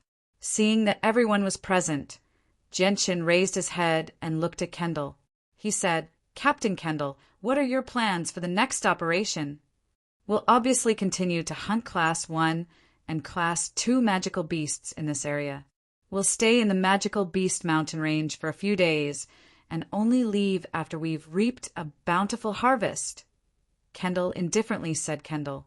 Jianchen fell silent for a while before speaking up again. "Captain Kendall, I have a suggestion, but I don't know if I should say it." Kendall's gaze landed on Jianchen as he smiled. "Jianchen, just say what you want to say. There's no need to hold back. Since you've joined our Flame Mercenaries, we're all brothers regardless of age. It's fine even if you say something wrong. My suggestion is that we go deeper and directly hunt Class 3 magical beasts." Jianchen calmly looked at Kendall. "What? Hunt Class 3 magical beasts? Jianchen, are you crazy? A peak Class 2 black tiger is already so hard to kill, let alone a Class 3 magical beast." Xiao Dao looked at Jianchen in shock. Although the Flame Mercenaries had gained a mid-saint, Jianchen, in Xiao Dao's opinion, it would still be rather difficult for him to hunt Class 3 magical beasts with such strength. Everyone frowned when they heard Jianchen's suggestion. Although the Flame Mercenaries had a beginner Saint Master and 6 great saints, magical beasts were definitely much more powerful than humans of the same level due to their innate advantage. Unless they possessed battle skills or elemental saint force, it was basically impossible for a human to kill a magical beast of the same level as them. Even if they could, they would have to pay an extremely heavy price. On the other hand, the Flame Mercenaries would be able to barely kill Class 3 magical beasts that appeared in the Magical Beast Mountain Range if they encountered a Class 3 magical beast at the beginning. However, if they encountered a Class 3 magical beast at the peak, the Flame Mercenaries would be powerless. After all, not only had Captain Kendall and Chang Ningfeng suffered some light injuries from killing a peak Class 2 magical beast, but at the final moment, if it weren't for Jianchen's interference, they probably wouldn't have been able to kill the black tiger that was still at the peak of Class 2. As a result, Jianchen's suggestion of hunting a Class 3 magical beast was undoubtedly suicidal in the eyes of the Flame Mercenaries. A strange light flashed through Capitus's eyes as he looked at Jianchen. He asked, "Jianchen, since you've taken the initiative to bring up the matter of hunting a Class 3 magical beast, you must possess the strength to do so." Jianchen hesitated for a moment before nodding. "As long as we don't encounter 3 Class 3 magical beasts at the same time, we won't be in any danger at all." Everyone's eyes lit up. They looked at Jianchen with shock, surprise, doubt, disbelief, and many other complicated gazes. "Jianchen, is what you said true? As long as we don't encounter 3 Class 3 magical beasts at the same time, we won't be in any danger at all." Captain Kendall's breathing became heavy as he asked urgently. If it really was as safe as Jianchen said, then Captain Kendall would definitely drag Jianchen to hunt a Class 3 magical beast, no matter what. After all, the value of a Class 3 magical beast's corpse and monster core was several times greater than that of a Class 2 magical beast. "Jianchen, do you really have the strength to kill a Class 3 magical beast?" Deer's voice was filled with disbelief. Although Jianchen had killed a peak Class 2 black tiger before, that black tiger had been heavily injured. Its strength could not be compared to a Class 3 magical beast at full strength. "Yeah, Jianchen, you can't be careless in this matter. Otherwise, you'll lose your life." The one who spoke was Chang Ningfeng. His voice was filled with seriousness. Jianchen looked at everyone with a smile. He did not feel the slightest bit of displeasure from everyone's reaction. After all, with the Flame Mercenaries' current strength, hunting a Class 3 magical beast was indeed a little too difficult. The slightest carelessness could lead to casualties. Everyone's caution was within reason. Why don't you all trust me this time? On the other hand, if we really can't deal with a Class 3 magical beast, we have the strength to retreat unscathed. Jianchen's voice was filled with confidence. Everyone's gazes immediately gathered on Kendall when they heard that. Such an important matter still needed to be decided by Kendall himself. Kendall sucked in a deep breath as he stared at Jianchen with shining eyes. When he saw the confidence on Jianchen's face, he clenched his teeth and finally made up his mind. He called out, "All right, we'll do it this time. Jianchen, since you're so confident, I'll temporarily give you command of the group. You can decide what to do. Does anyone have any objections?" As he said that, he swept his gaze across everyone. "I have no objections. I have no objections. I have no objections either." Kendall's decision passed through everyone very quickly. No one had any objections, and it was passed by everyone. Seeing this, Jianchen finally revealed a trace of a happy smile. He said, "All right, since everyone trusts me so much, I definitely won't disappoint everyone. Let me make the arrangements right now." Jianchen paused for a moment before continuing, "I'll lead the way. Everyone else will remain in the same position. If we encounter a Class 3 magical beast, I'll go first. You all pay attention to the surroundings to prevent other magical beasts from taking advantage of the chaos to attack. If other magical beasts appear, do your best to stall them. Remember, don't go all out. Just stall them." The members of the Flame Mercenaries looked at each other when they heard this. They could see great doubt and surprise in each other's eyes. They were indeed very curious as to how Jianchen, who was only a mid-level great saint, could hunt Class 3 magical beasts by himself. Moreover, it wasn't difficult to tell from his words that he didn't care about Class 3 monster cores at all. After breakfast, everyone packed up their things and set off for the depths of the magical Beast Mountain range once more. However, their formation had already changed. Jianchen walked 10 meters ahead of everyone by himself, while the others maintained their formation from before. The entire group didn't give off the slightest bit of aura or killing intent. Instead, they attracted quite a few Class 1 magical beasts along the way. However, because they were in a hurry, these Class 1 magical beasts weren't handed over to Xiao Dao and the others to deal with. Instead, they were directly killed by the great saints of the Flame Mercenaries. As everyone continuously ventured deeper into the forest, the terrain of the forest began to deteriorate. Swamps that were difficult to see with the naked eye covered the ground, and all sorts of poisonous insects and plants were everywhere. Occasionally, they would even be attacked by some special plants that could eat people. Everyone maintained a vigilant state along the way. They paid attention to the ground beneath their feet while paying attention to their surroundings as they carefully advanced. Along the way, they obtained a few more Class 1 and Class 2 monster cores, but as they continuously ventured deeper into the forest, the number of Class 1 magical beasts decreased. However, the number of Class 1 magical beasts gradually decreased, while Class 2 magical beasts would appear almost every once in a while. At this moment, Jianchen's ears twitched slightly as he walked at the front. Afterwards, he suddenly stopped and raised his hand to signal the members of the Flame Mercenaries behind him to stop as well. Noticing Jianchen's actions, the members of the Flame Mercenaries immediately stopped as well. All of them nervously observed their surroundings.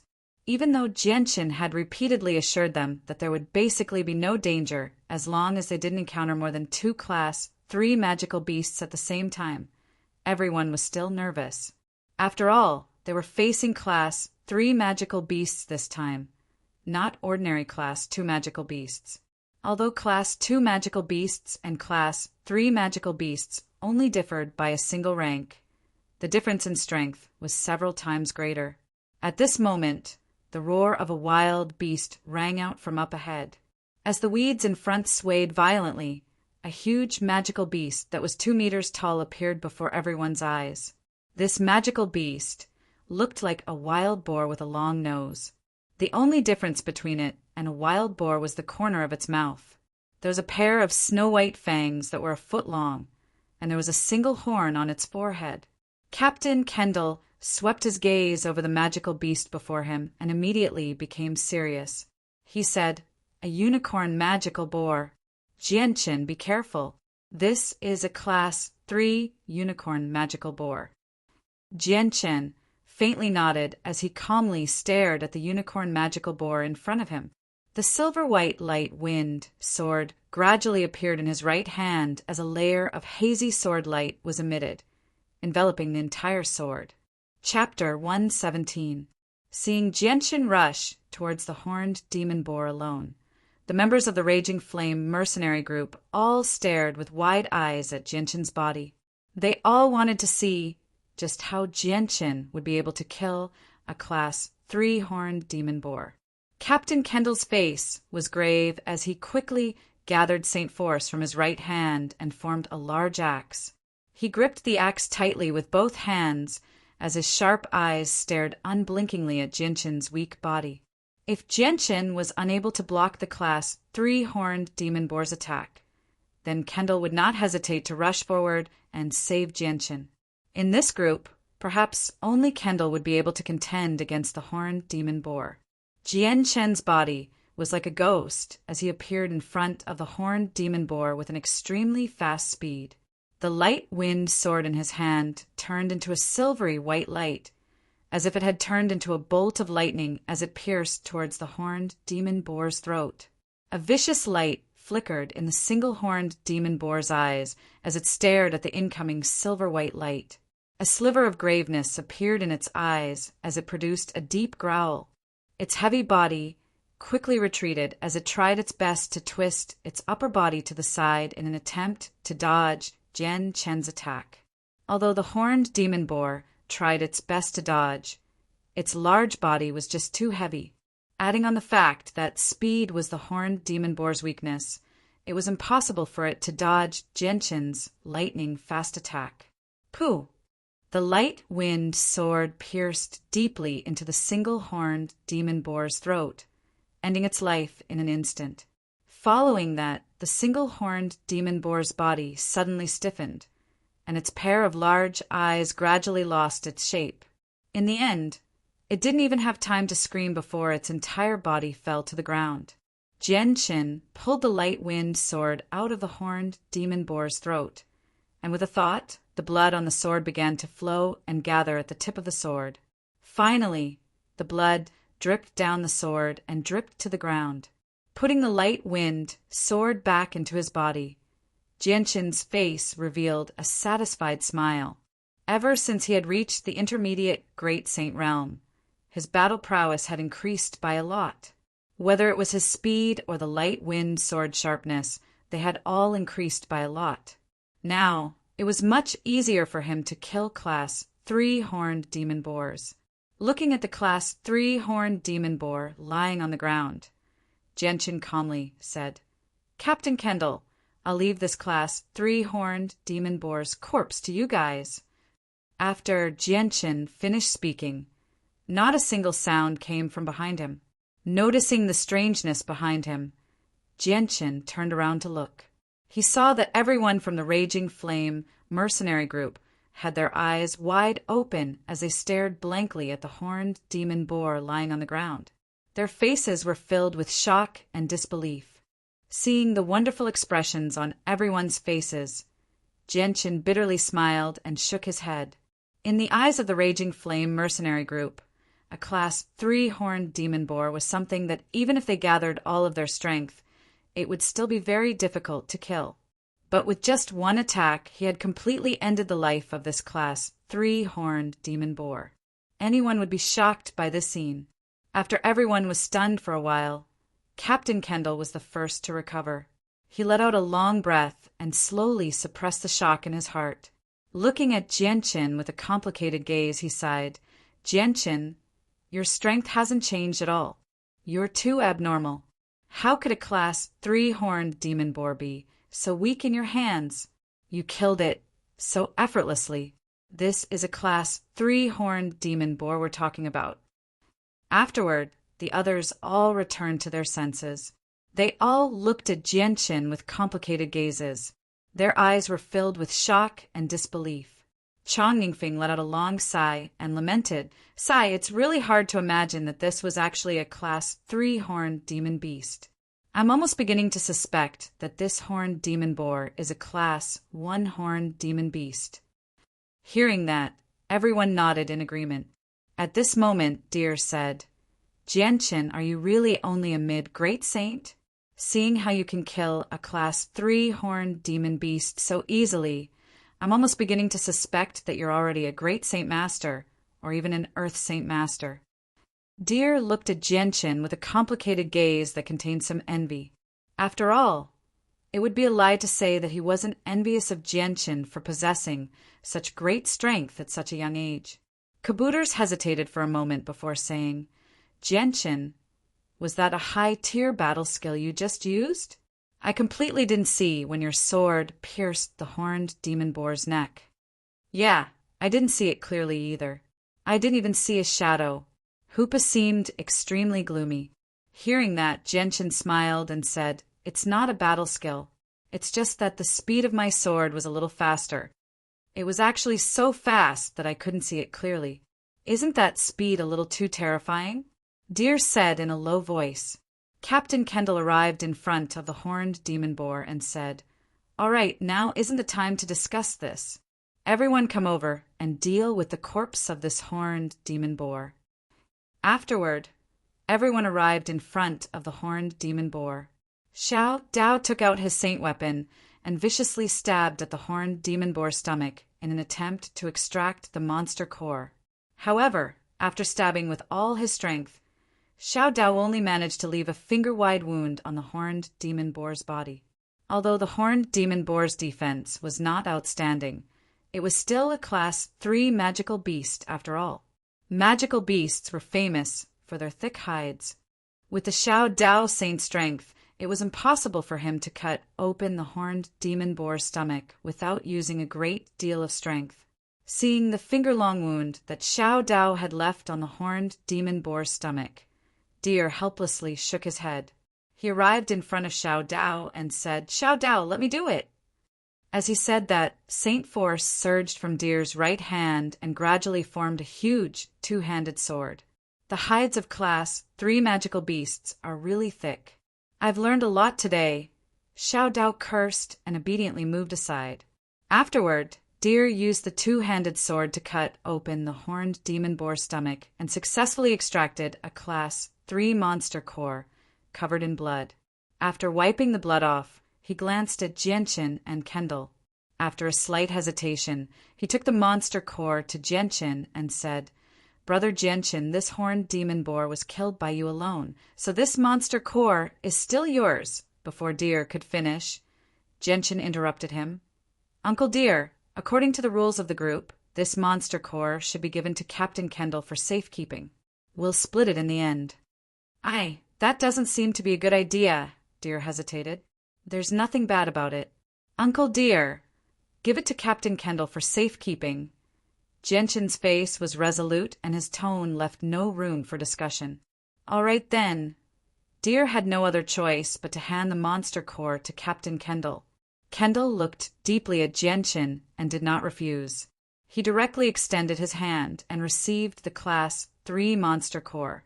He said, "Since that's the case, I'll temporarily safekeep this monster core for you.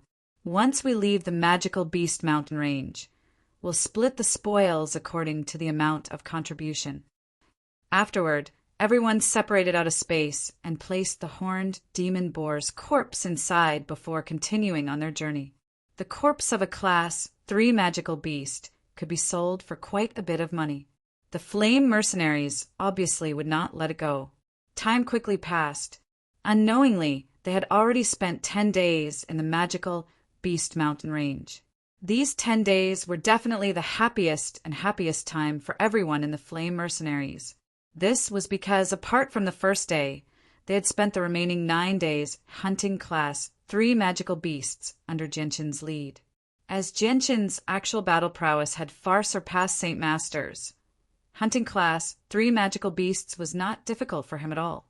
Moreover, ever since he had reached mid-Great Saint, Genshin had not been injured even once when he fought against Class 3 magical beasts.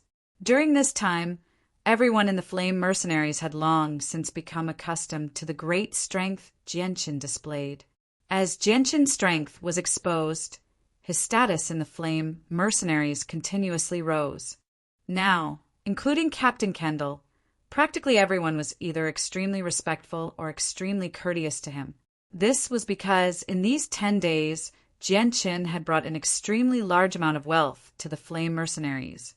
During these 10 days, just Genshin alone had killed over 100 Class 3 magical beasts and close to 300 Class 2 magical beasts. On the other hand, the Flame Mercenaries had very little to do. They had basically become the people who followed behind Genshin and collected the corpses. Even so, they did not feel the slightest bit of resentment or injustice. Instead, they were extremely happy to collect the corpses. In their eyes, this was completely like bending over to pick up money. At night, a full moon hung high in the pitch-black night sky, emitting a layer of hazy moonlight that illuminated the world.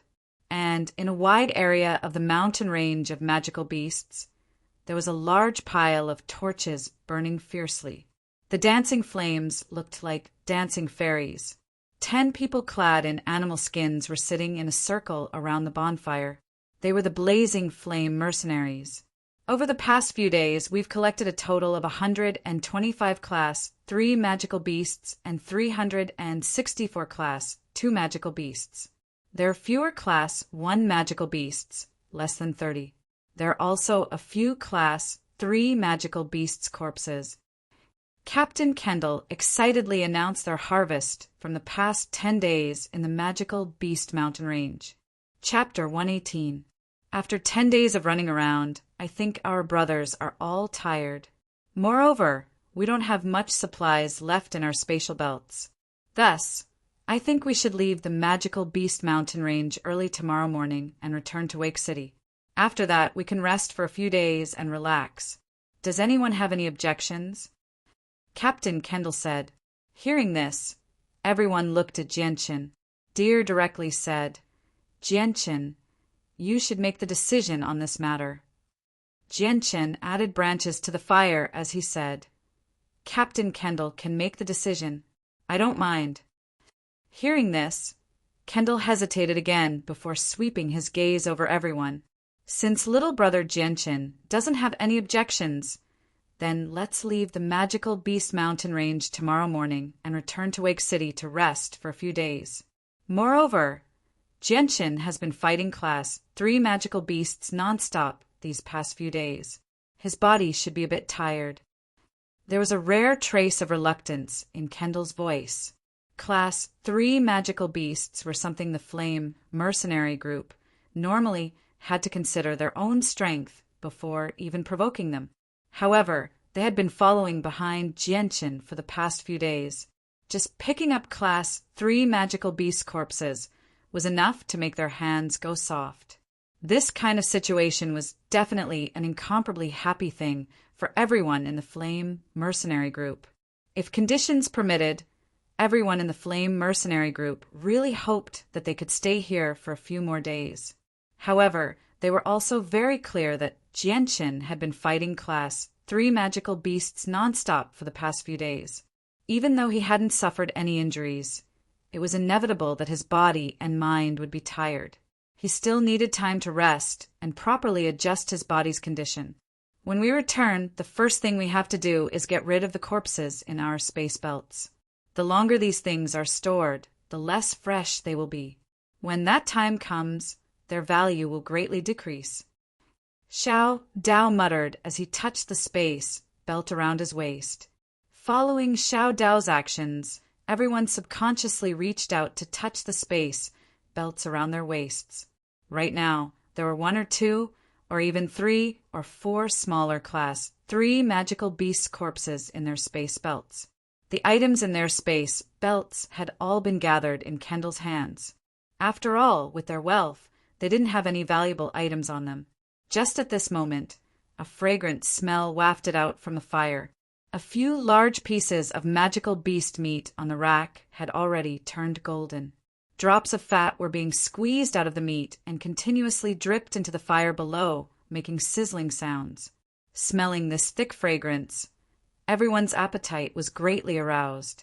Some people's stomachs even began to rumble. Suddenly, Jian Chen's ears twitched slightly. He immediately turned around, but as soon as he turned around, a tiny, beast-like figure shot towards him from the darkness in the distance. Jian Chen only felt his vision blur as the tiny figure approached him. "Everyone be careful!" Jian Chen roared. He didn't have time to see what kind of magical beast that small body was. His hands abruptly pushed against the ground, and his body that was sitting cross-legged on the ground suddenly jumped up. In the air, the silver-white light wind sword appeared in Jian Chen's right hand. The rest of the Raging Flame mercenaries weren't slow either. Almost as soon as they heard Jian Chen's roar, everyone stood up from the ground and took out their saint weapons, vigilantly scanning their surroundings. Jian Chen's body somersaulted a few times in the air before landing firmly on the ground 3 meters away. His eyes were fixed on the burning bonfire. Beside the bonfire, there was actually a small beast about a foot long. The small beast looked very cute. Its body of pure golden fur seemed to emit a faint glow under the light of the bonfire. The small beast's eyes were fixed on the bonfire, emitting a rich aroma of magical beast meat. Its small tongue was constantly sticking out of its mouth, licking its lips. Its 2 front paws were impatiently moving in place, as if it couldn't wait any longer. Looking at the small beast in front of him, Jian Chen immediately let out a sigh of relief. Looking at the small beast's current appearance, it was clearly attracted by the aroma of the magical beast meat. "Jian Chen, what's going on?" At this time, Captain Kendall's voice sounded. Ever since he'd heard Jian Chen's roar, he'd immediately become vigilant. However, after observing the surroundings, he didn't discover anything. Jian Chen smiled bitterly. "Nothing. It's just that this thing suddenly ran out."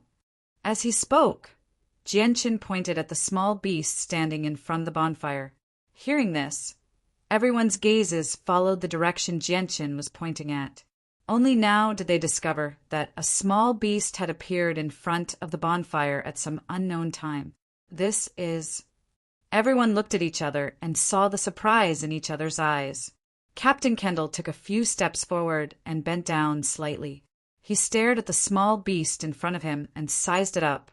Afterwards, a thoughtful look appeared in his eyes as he said, "It looks like this should be the cub of a magical beast. Jian Chen, can you tell the origin of this small beast and what breed it is?" Jian Chen slowly walked in front of the small beast and slowly squatted down to size it up. However, the small beast in front of him wasn't the slightest bit afraid of the strangers around it. It didn't even look at them. Its pair of small eyes only stared at the magical beast meat roasting on the bonfire. It wasn't clear whether it was because it wasn't afraid of these people at all or because it was too young, but it didn't feel any fear at all. Seeing the small beast like this, Jian Chen couldn't help but smile. He reached out and picked up a wooden stick with a large piece of magical beast meat stuck on it. He tore off a piece of golden roasted meat and sniffed it a few times. "Ayo! Ayo! Ayo!" The small beast's eyes stared closely at the piece of magical beast meat that Jian Chen tore off. Its 4 hooves impatiently stomped on the ground. In the end, it actually stood up on its hind legs and kept making "ayo" sounds. Saliva was already dripping from the corner of its mouth. Seeing that the small beast wanted to eat this piece of meat so much, Jian Chen no longer continued to tempt the small beast. He directly tore off the piece of magical beast meat and put it in the small beast's mouth. The small beast immediately stretched out 2 front paws and tightly hugged the magical beast meat. Then it was not afraid of the heat and directly ate it. Jianqin stretched out a hand and directly picked up the small beast. He held it in front of his eyes and carefully looked at it. The small beast didn't seem to realize that it had been picked up by others. It was still eating the magical beast meat that it was holding in front of its paws. Staring at the small beast for a while, Jianqin's face gradually became interesting. Finally, his face gradually showed a trace of excitement. Jianqin, you know the origin of this cub. What kind of species is it? Looking at the expression on Jianqin's face, Chang Ningfeng couldn't help but ask. Jianqin slowly put down the small beast. With a somewhat excited voice, he said, "If I've guessed correctly, this should be the cub of the Class 5 Golden Tiger King." What? The cub of the Class 5 Golden Tiger King? Jianqin, are you sure you didn't see wrong? Cabs covered his mouth. His voice was filled with unconcealable shock. As for the others, their faces were also filled with shock and disbelief. Although the cub of the Class 5 Golden Tiger King wasn't very strong when it was young, this kind of magical beast was blessed by the heavens. After reaching adulthood, it would directly possess the strength of an Earth Saint Master. It wouldn't encounter any obstacles along the way. It could be said that it would be smooth sailing. Moreover, it would have a lot of room for improvement in the future. It wasn't like other magical beasts. After reaching adulthood, they would have to go through a long period of cultivation to increase their strength step by step. Whether they could cultivate to the level of a Class 5 magical beast was still unknown. Jianqin stared at the little beast that was eating with relish. He said it shouldn't be wrong.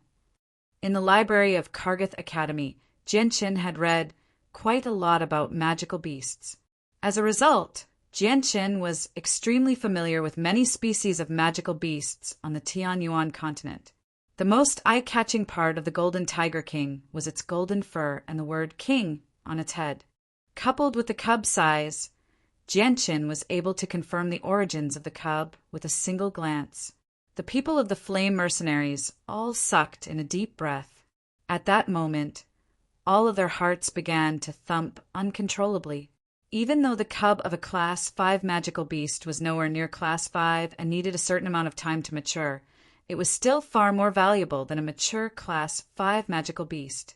This was because a mature Class 5 magical beast already possessed a certain amount of intelligence. They would rather die than submit to a human and become a human's pet or mount. As a result, taming a mature magical beast was extremely difficult. However, a cub was different. As a cub's intelligence had not matured yet, taming it was extremely easy. It was also extremely easy to nurture its emotions. Once a cub of a Class 5 magical beast was tamed from a young age, not only would it possess the strength of a Class 5 magical beast by the time it reached adulthood, but it would also have a lot of room for growth. It was extremely possible for it to reach Class 6 or even Class 7.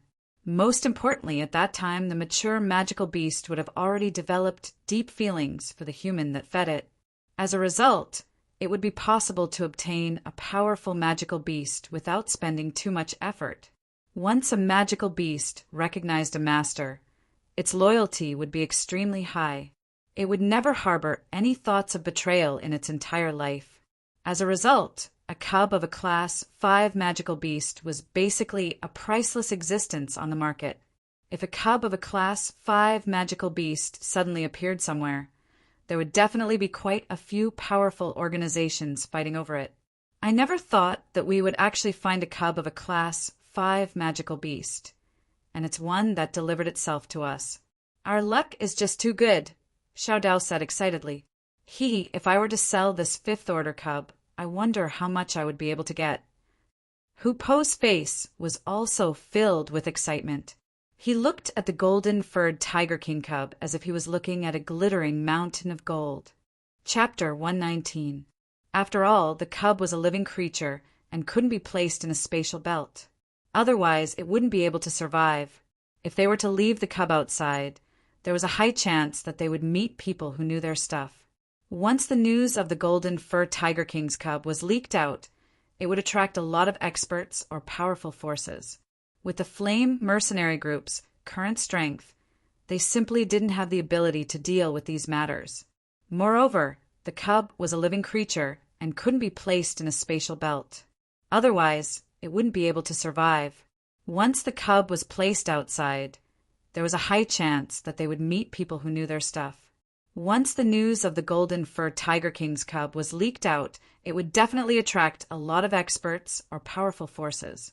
With the Flame mercenary group's current strength, they simply didn't have the ability to deal with these matters. Ha ha ha ha ha. Since you don't have the ability to bring this Golden Tiger King cub out, then you might as well just give it to us. Just at that moment, a burst of loud laughter suddenly rang out. The voice was filled with unconcealable excitement. Soon after, a figure flickered in the darkness, and a large group of people suddenly appeared, quickly surrounding the Flame mercenary group. There were nearly 20 people in total, all of them wearing armor and helmets. Many of their armors were broken and had bloodstains on them. It was obvious at a glance that they had been through a battle. Seeing the sudden appearance of such a large group of people, the expressions of the Flame mercenary group immediately became ugly. However, when they saw the small insignia hanging on their chests, all of their expressions changed greatly. Captain Kendall's face was somewhat pale as he stared at these people and said in a low voice, "It's actually the Zhou mercenary group." His voice was somewhat trembling. "Ha ha ha ha. At least you have some insight to recognize us. If you know what's good for you, then immediately hand over the cub to us. Otherwise, you should know the consequences." The person who spoke seemed to be the leader. The leader indifferently swept his gaze over the Flame mercenary group, his eyes filled with disdain. Then his gaze landed on the little cub that was eating the meat with relish in front of the bonfire. The excitement in his eyes was difficult to conceal. Not a single person from the Flame mercenary group spoke. Everyone's expression became incomparably serious. Genshin's gaze swept over the armored members of the Zhou mercenary group. Just by sensing their auras, he already had a rough idea of the Zhou mercenary group's strength. Among them, aside from 2 Saint Masters, everyone else had the strength of a great saint. Moreover, even the 2 Saint Masters were a level higher than Captain Kendall, having reached the level of a mid-saint. Genshin, inwardly, let out a sigh of relief. At least these people in front of him. As long as there weren't any Saint Masters, there wouldn't be any big problems. Ayo! Roar! At this moment, the little cub had already finished eating the meat in its mouth. Its small eyes stared at the even larger pieces of meat on the bonfire as it continuously cried out. It looked like it still wasn't full, completely unaware that danger had already descended upon it. Genshin slowly squatted down and carefully held the little beast in his arms.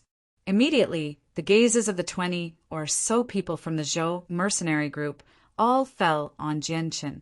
Each and every one of them stared fiercely at him, filled with killing intent. "Brat, hurry up and give the cub to me. Otherwise, you'll die right now." The leader of the Zhou mercenary group yelled at Genshin. Hearing this, Genshin calmly stared at the person who spoke. Not only was he not angry at all, he even had a slight smile on his face as he calmly said, "I'm afraid that even if I give the cub to you, you still won't let us go. That's because you're afraid that we'll leak the news and bring you a completely avoidable trouble. Moreover, it'll be an extremely big trouble." The leader coldly laughed as he stared at Genshin. He coldly said, "You're very smart, but sometimes the smarter person is, the faster they'll die. Therefore, sometimes people shouldn't be too smart. If they're stupid, they'll live a little longer." Following his words, a powerful saint force gathered in the leader's hand and quickly formed a long sword. The leader held the long sword in his hand and pointed it at Genshin. He said in a deep voice, "Brat, I'll give you one last chance. Obediently hand over the cub. Otherwise, I swear that you'll die a very miserable death." As soon as the leader finished speaking, the other members of the Zhou mercenary group all drew their saint weapons. At the same time, Their presences radiated from their bodies, pressing toward Jianchen. At the same time, the Flame Mercenary Group did not back down either. They all took out their own saint weapons and vigilantly stared at the surrounding Zhou Mercenary Group. Every single one of them had an unprecedentedly solemn expression on their faces. They knew very well that even if they were to hand the infant over to the Zhou Mercenary Group, the Zhou Mercenary Group would not let them go. If they were in the same situation, they would also do the same. Since they were going to die, no matter what, they might as well go all out. Even if they were to die, they would drag someone down with them. Even if they could not, they would not let the Zhou Mercenary Group off so easily. Seeing the reactions of the Flame Mercenaries, a sliver of disdain appeared in the eyes of the leader of the Zhou Mercenary Group. He then turned to Jianchen and said in a deep voice, "Brat, are you really not going to hand it over? If you hand over the cub, I can let you live." Now that the cub was in Jianchen's hands, the leader did not dare to act rashly before Jianchen released the cub. He was afraid that Jianchen would kill the Class 5 cub if he pressured him too much. Jianchen clearly understood the leader's concerns and could not help but chuckle. He held the squealing cub in his left hand and gently stroked the cub's furry head with his right hand. He smiled and said, "Since you want this cub so much, why don't you come and take it? Are you saying you don't have the guts to come and take it even though you have the guts to ask for it?" The leader stared at Jianchen with an extremely sharp gaze. He had a bad feeling about Jianchen's calm expression because Jianchen's demeanor was far too abnormal. He could not figure out what was going on. The leader tilted his head slightly and said to a mercenary beside him, "You go and take the cub." Yes, the mercenary did not hesitate in the slightest. He immediately and carefully walked forward, attempting to snatch the cub from Jianchen's hands. When the mercenary arrived in front of Jianchen with a face full of vigilance, Jianchen did not make the slightest move. He still stood there with a smile on his face. Even so, the mercenary did not dare to relax in the slightest. He slowly extended his hand and carefully tried to grab the cub in Jianchen's hands. At the same time, the Zhou Mercenary Company's mercenaries also tightened their grip on the holy weapons in their hands as they stared at Jianchen. The leader also became nervous. Very quickly, the mercenary's hand successfully grabbed the cub. He did not care about the cub's fierce struggle as he slowly lifted it up. From the beginning to the end, the mercenary was very careful and was always on guard against Jianchen's sudden attack. However, Jianchen's gaze turned cold as a silver-white long sword suddenly appeared in his right hand. It then turned into a silver-white ray of light and pierced towards the mercenary's throat with lightning speed. Even though the mercenary had always been on guard against Jianchen, the speed of this sword was still too fast for him. The mercenary could only see a flash of silver-white light, and then he felt a pain in his throat, and in front of him, a silver-white long sword suddenly appeared.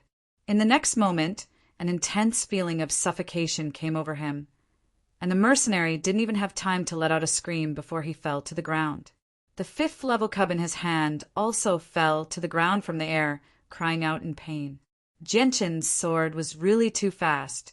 Even though the mercenary was always on guard against Jianchen's sudden attack, when Jianchen moved towards him, he was still unable to dodge the sword that had already surpassed his mental reaction. The leader of the Zhou Mercenary Company stared blankly at the mercenary whose throat was pierced by Jianchen's sword. His face was full of disbelief and his heart was filled with horror. Jianchen's sudden sword was so fast that even with his strength as a high-level Saint Master, he could only catch a vague shadow of the sword. He could not see it clearly at all. In a short moment, the leader came back to his senses and forcefully suppressed the shock in his heart. He immediately ordered, "Everyone attack! Kill without mercy! Be careful not to hurt the cub." After saying that, a huge sword appeared in the leader's hand. With powerful energy fluctuations, it whistled towards Jianchen with an ear-piercing sound. In the Zhou Mercenary Company, a huge sword also appeared in the hand of another Saint Master. He cooperated with the leader and swung his huge sword towards Genshin. From Genshin's sword, the two of them could see that Genshin was not so easy to deal with. As a result, the only two Saint Masters in the Zhou mercenary company actually tacitly agreed to attack Genshin at the same time. On the other side, the Flame Mercenary Company also clashed with the rest of the Zhou Mercenary Company. Both sides began an intense battle. The members of the Flame Mercenary Company did not scatter. Instead, they gathered together and formed a circle, protecting Xiao Dao's group of 3, who were only saints. This was because Xiao Dao's group of 3, who were only saints, could not interfere in this kind of battle. They would only be sending themselves to their deaths. The other 5 great saints and Kendall, who was a low-level Saint Master, fought against the Zhou Mercenary Company outside the circle. However, due to the great difference in strength and numbers, the Flame Mercenary Company was at a complete disadvantage not long after the battle began.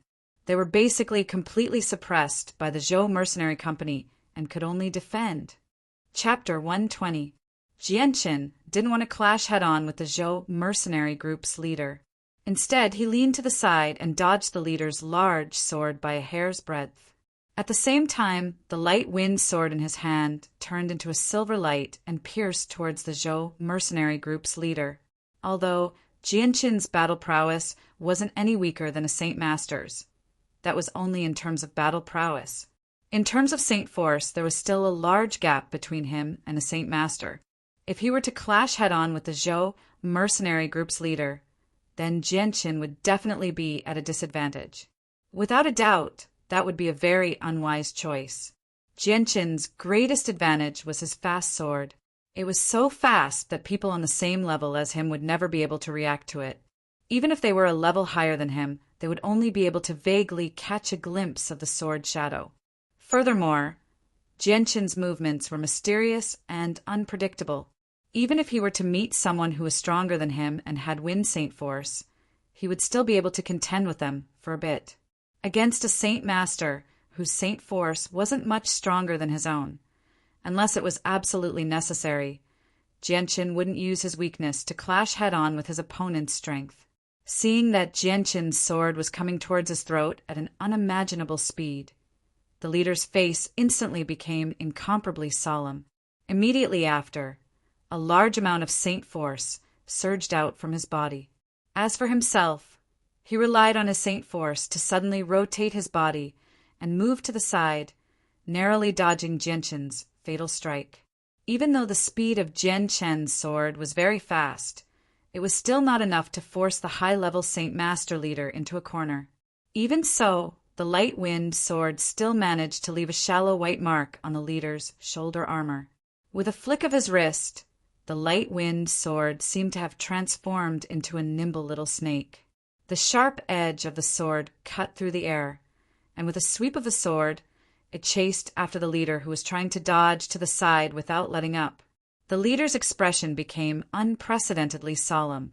Although he could feel that Genshin's strength wasn't as high as his own, the speed of the sword was so fast that even with his current strength, he would only be able to dodge it if he used all of his strength. Furthermore, the sword was aimed at his throat, so if he wasn't careful, he could lose his life at any time. Without the slightest hesitation, the leader raised his great sword in front of his throat. Just as he was about to block, the light wind sword's sharp edge had already clashed with his great sword, creating a fierce friction. Although the light wind sword didn't pierce the leader's body, the sharp and powerful sword chi coming from the light wind sword was enough to shock the leader. He secretly thought to himself, "What a sharp sword chi! What kind of technique does this brat practice? Could it be that he uses a battle skill?" Thinking about a battle skill, the leader's heart couldn't help but burn with passion. He couldn't help but think about how to deal with Genshin and steal his battle skill. In the Tianyuan continent, battle skills were extremely precious, far more precious than cultivation techniques. Even the Zhou mercenary group, which was one of the strongest mercenaries in Wake City, didn't have any battle skills, including their leader, who was a great Saint Master. However, Just as the leader was distracted, a strong sense of danger suddenly came over him. He saw a silver-white ray of light expanding in front of his eyes. It was so fast that it was actually 2 to 3 times faster than the previous 2 times. In a short instant, the silver-white ray of light avoided the huge sword that was still blocking in front of the leader and reached his throat. Through this thin ray of light, one could vaguely see the blurry tip of a sharp sword hidden in it. The leader was horrified. When he reacted, the sword tip that was wrapped in a hazy layer of sword radiance was less than a foot from his throat. Under such a close distance, when faced with this sword that was as fast as lightning, even if the leader had high-level sacred expert strength, he still couldn't evade in time. Just as the light wind sword was about to pierce through the leader's throat, another great sword suddenly cut through the air, bringing with it a piercing sound as it came from the side. Finally, a ding. With a ding sound, the great sword fiercely struck the light wind sword from the side. The light wind sword, which was originally going for the leader's throat, suddenly changed its trajectory and slid past the leader's throat. The person who suddenly made a move was the second person in the Zhou mercenary group who had the strength of a Saint Master. After slashing apart Genshin's light wind sword, the person didn't stop at all and once again attacked Genshin fiercely. At the same time, he shouted at the leader, "Cass, you actually dared to be distracted at a time like this. You bastard, do you want to die?"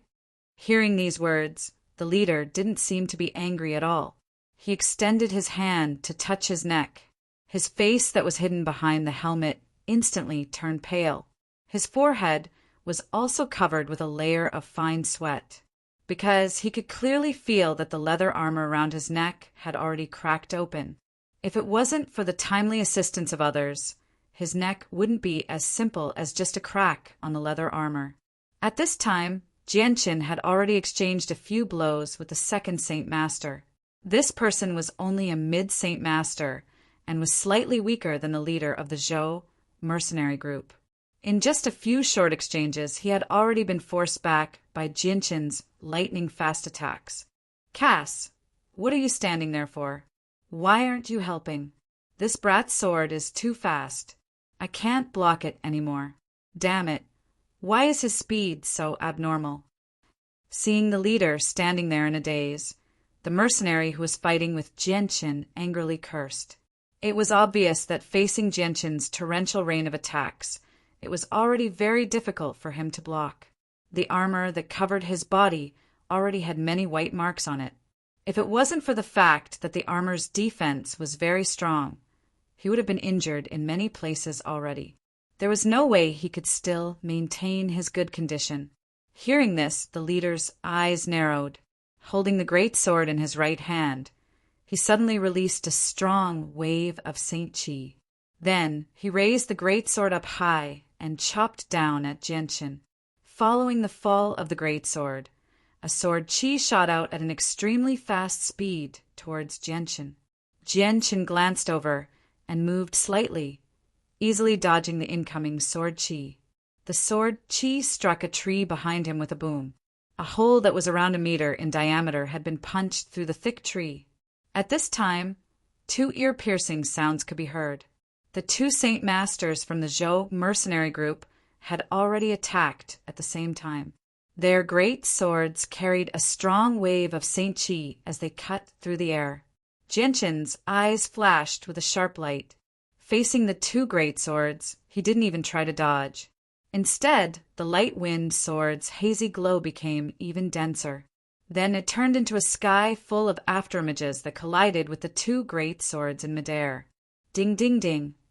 The sound of metal colliding rang out. In an instant, Genshin had already stabbed out 18 times at an extremely fast speed. Every time he stabbed out, he would accurately hit the 2 great swords. The 18 swords pierced out, forcefully blocking the 2 swords. Furthermore, every time the swords collided with the light wind sword, a powerful force would be transmitted from the light wind sword, causing the 2 men's arms to tremble violently. When the power of the 18 swords converged together, it formed a powerful force that could not be ignored. The strong rebounding force had already caused the two men's arms to become completely numb, and their right hands that were holding onto the light wind sword had already ruptured. Feeling the numbness in their right arms, the two men looked at each other in shock. At this moment, they both felt the urge to retreat. After this exchange, the two men were very clear that although Genshin's strength was not as good as theirs, the terrifying strength that he displayed was something that even if the two of them worked together, it would still be very difficult for them to block. Especially that lightning-fast sword, they had to be extremely vigilant in order to guard against it. If they weren't careful, they would lose their lives. If this continued, they were afraid that both of them would die here today. Captain Casa, the baby beast, is in our hands. When they heard this, those two individuals with sacred expert strength turned around, only to see a mercenary whose entire body was wrapped in a layer of armor, currently holding young beast. Meanwhile, the young beast was continuously struggling in his hands, its four claws waving about randomly in the air, releasing tender cries from its mouth. At the same time, it was cute, but also a bit pitiful. Seeing this, the two men's eyes revealed a trace of joy. However, at this moment, a silver long sword pierced towards the leader's throat at an extremely fast speed. This time, by the time the leader sensed it, it was already too late for him to take any defensive measures. The other Saint Master level mercenary was also too late to save him. The sharp sword tip pierced through the leather protection of the leader's throat and pierced deeply into his throat. Casa! The other mercenary also came back to his senses. However, when he saw the leader's throat being pierced, his eyes immediately became bloodshot. He roared out angrily, and powerful saint force gathered on his huge sword. He swung it towards Genshin. Genshin didn't even look at him. He stomped on the ground and shot towards the mercenary holding the baby beast like a cannonball. Seeing the person who killed Captain Casa, who was a high-level saint, charging towards him, the mercenary's face changed greatly. He didn't believe he could stop an expert who could easily kill a high-level Saint Master. However, the mercenary was clearly not stupid. He immediately threw the baby beast in his hand. The direction he threw it was towards the remaining Saint Master fighting with Genshin. Captain Klaus, catch! The baby beast was thrown high into the air. It drew a perfect arc in the air and accurately landed in the arms of the Saint Master mercenary. Looking at the Class 5 baby beast that was less than a foot long in his arms, the mercenary called Captain Klaus quickly calmed down from his furious state. He didn't hesitate at all and immediately shouted, "Everyone retreat immediately!" Roar! Chapter 121. As soon as the roar ended, the originally quiet magical beast mountain range suddenly became lively. Countless sleeping magical beasts were awakened, and all kinds of roars came from all directions. All the roars of the magical beasts were filled with fear. None of the magical beasts dared to provoke the roar of the tiger. Hearing the tiger's roar, Genshin's expression slightly changed, and he immediately became very serious. Damn! That's the golden fur Tiger King's voice. Genshin's voice was filled with unprecedented seriousness. The golden-furred Tiger King was a Class 5 magical beast. Magical beasts were the same as humans. There was an insurmountable gap between Class 4 and Class 5, and it was also a divide in strength. Once they crossed this gap, they would undergo a metamorphosis. From then on, they would enter a whole new world. The strength of a Class 5 magical beast and a Class 4 magical beast were two completely different worlds. With Genshin's current strength, he couldn't even deal with a Class 4 magical beast, let alone a Class 5 magical beast that had entered a whole new world. Not good. That's the golden fur Tiger King's voice. Quickly, quickly, everyone leave this place, otherwise we will all lose our lives. Captain Klaus of the Zhou mercenary group cried out in alarm. His voice was trembling, but before he could finish his words, he carried the golden fur Tiger King's cub and ran out of the forest as fast as he could. Behind him, the other members of the Zhou mercenary group, who were fighting with the raging flame, mercenary group also abandoned their opponents and ran out of the forest with Klaus. However, just as Klaus was running a few steps with the cub, Genshin's figure appeared in front of him like a ghost.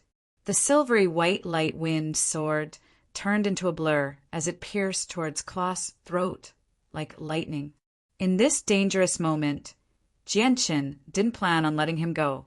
Klaus' expression slightly changed, and he immediately brandished his great sword to clash with Genshin's light wind sword. At the same time, he angrily cursed, "You madman, now that the 5th rank Golden for Tiger King is coming. You actually dare to stop me? If you don't run now, it'll be too late for you." Genshin was indifferent, as if he didn't hear Klaus' words at all. The light wind sword turned into a silvery white light as it continued to pierce towards Klaus. Klaus raised his sword to block, and after a few rounds, Genshin's sword pierced through Klaus' left shoulder. At the same time, Genshin's left hand reached out to grab the cub that was in Klaus' arms. Klaus endured the pain from his left shoulder and immediately retreated, dodging Genshin's hand that was about to grab the cub. At the same time, he shouted, "Everyone attack together and stop him. This cub is too important to our Zhou mercenary group. We can't lose it." Hearing this, the Zhou mercenary group's mercenaries had a trace of hesitation in their eyes. However, there were still a few that didn't disobey Klaus' orders. 5 of them immediately rushed out with their holy weapons and launched a fierce attack on Genshin, firmly holding him back. Klaus quickly rushed out of the forest with the cub. There were still a few mercenaries that didn't want to wait for their deaths, so they followed behind Klaus and escaped into the forest. These Great Saint-level mercenaries naturally couldn't pose any threat to Genshin. By the time Genshin finished off the 5 mercenaries, Klaus had already led the rest of the mercenaries away. Roar! The tiger's roar in the distance grew closer and closer. The Class 5 golden-haired Tiger King was rapidly approaching. A trace of anxiety also appeared in Genshin's eyes. He quickly arrived in front of Captain Kendall and said, "The golden-haired Tiger King is rapidly approaching. It'll reach our current location soon. Captain Kendall, we can't stay here for long. We need to leave quickly." Captain Kendall and the other members of the Flame Mercenary Group were currently bathed in blood and covered in countless wounds of various sizes. Fortunately, the battle hadn't lasted for long. Otherwise, the Flame Mercenary Group would have suffered some losses. Everyone quickly leave this place. There was no time to treat the wounds on their bodies that were still bleeding. Everyone immediately ran as fast as they could towards the outskirts of the forest. However, due to everyone's injuries, their speed wasn't very fast. Roar! Another angry roar was heard. This time, the roar was even closer. Everyone could faintly hear the sound of the golden-haired Tiger King running at high speed in the forest. The wind pressure it brought along was so strong that it made the leaves around it rustle with a hua, hua, hua sound. Everyone in the Flame Mercenary group paled. Captain Kendall quickly ran as he looked behind him. He immediately took off his space belt and stuffed it into Genshin's hands. He said, "Genshin, you're the strongest among us. Only you have the greatest chance of escaping. I'll give this space belt to you right now. You have to successfully escape with it." Looking at the space belt that Captain Kendall had forcefully stuffed into his hands, Genshin was just about to refuse when Captain Kendall spoke again. "Genshin, don't refuse. If we can't leave this forest alive, then we'll have to trouble you to take care of our families. If we all die here, then their lives will become incomparably difficult. My parents, my wife, and one of my children. Whether or not they can live a good life in the future will all depend on you." Captain Kendall's tone actually carried a few traces of pleading. Looking at Captain Kendall with a complicated gaze, Genshin nodded with a heavy expression. He took the space belt from Captain Kendall and tightly grasped it. He comforted, "Uncle Kendall, we'll definitely be able to escape. That golden-haired Tiger King's target might not necessarily be us. Ah, save me." Suddenly, A cry for help rang out from behind. Caboodus, it's Caboodus. He fell into the swamp. Quick, Caboodus, grab my hand. The one who spoke was Xiao Dao. His voice was filled with anxiety. Hearing this, everyone immediately stopped. Gentian flashed and arrived in front of Xiao Dao, who was at the back of the group. He saw Xiao Dao lying on the ground in pain. His right arm was completely extended into the swamp beside him. Caboodus' figure had already disappeared from the group. Gentian's expression slightly changed. He immediately laid on the ground, and his right hand followed Xiao Dao's position and inserted it into the swamp. However, he only managed to grab Xiao Dao's empty hand that was placed in the swamp. Caboodus! Xiao Dao painfully closed his eyes. His voice was filled with sorrow. Sigh! Jianqin inwardly sighed. He immediately slung Xiao Dao over his shoulder and shouted, "Let's go!" Saying so, he took the lead and ran forward. The other members of the Raging Flame mercenary group also inwardly sighed. Their eyes flashed with grief. They didn't hesitate in the slightest, and once again ran towards the outskirts of the forest. At this moment, every bit of time they wasted was a little less hope of escaping. Because it was night, the magical Beast Mountain range was very dark. The visibility was very low, and even the road couldn't be seen.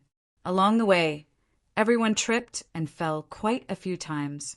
However, as soon as they fell, they would immediately get up and run again. While running, they would do their best to step on the roots of the trees to prevent themselves from falling into the swamp. Not long after they started running, Jianqin, who was leading the way, suddenly stopped. Jianqin, why did you stop? Hurry up and run.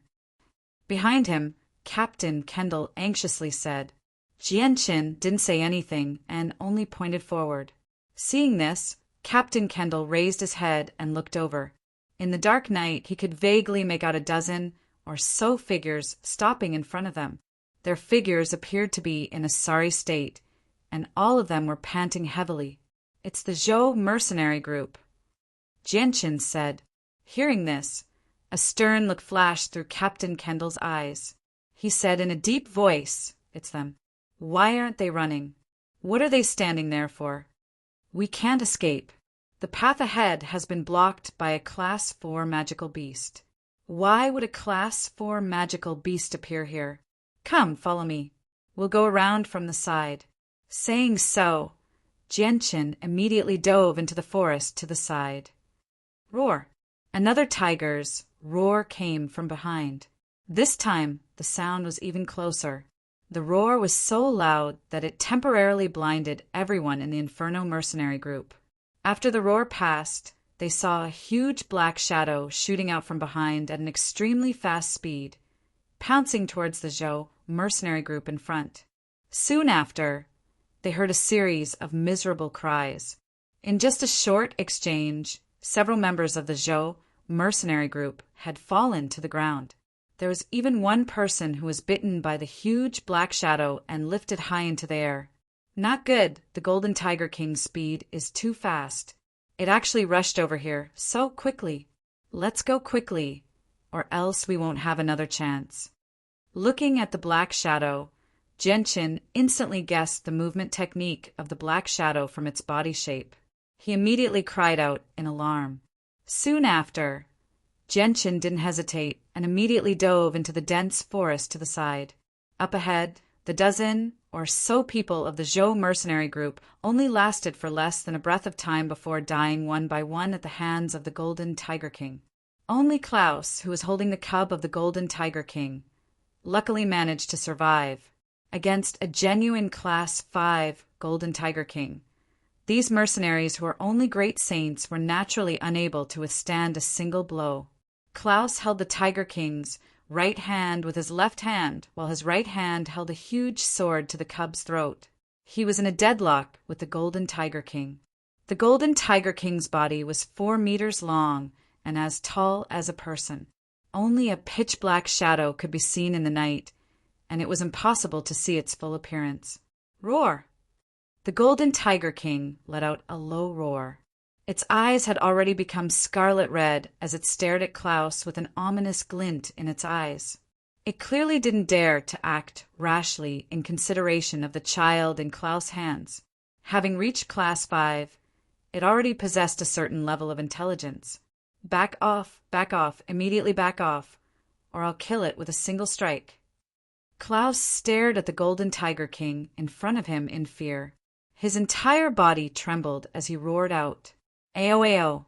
Ao ao!" The cub of the Golden Tiger King uneasily struggled in Klaus' hands. It clearly felt a little scared.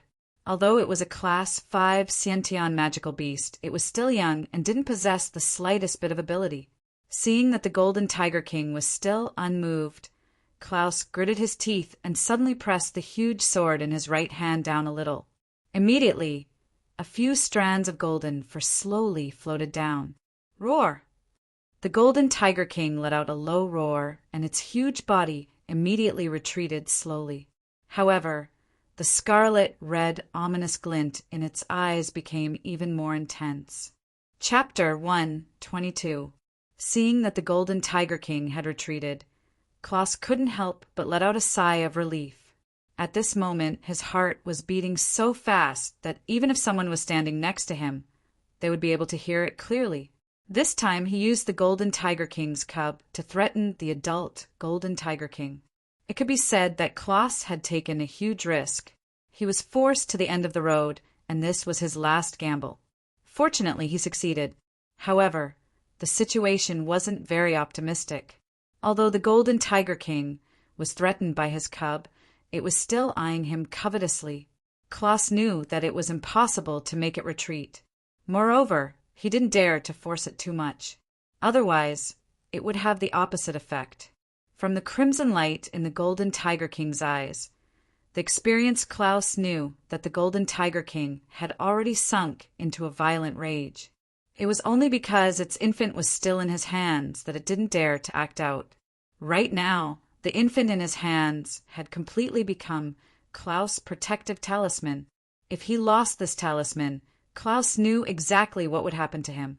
Under the threat of death, Klaus surprisingly calmed down.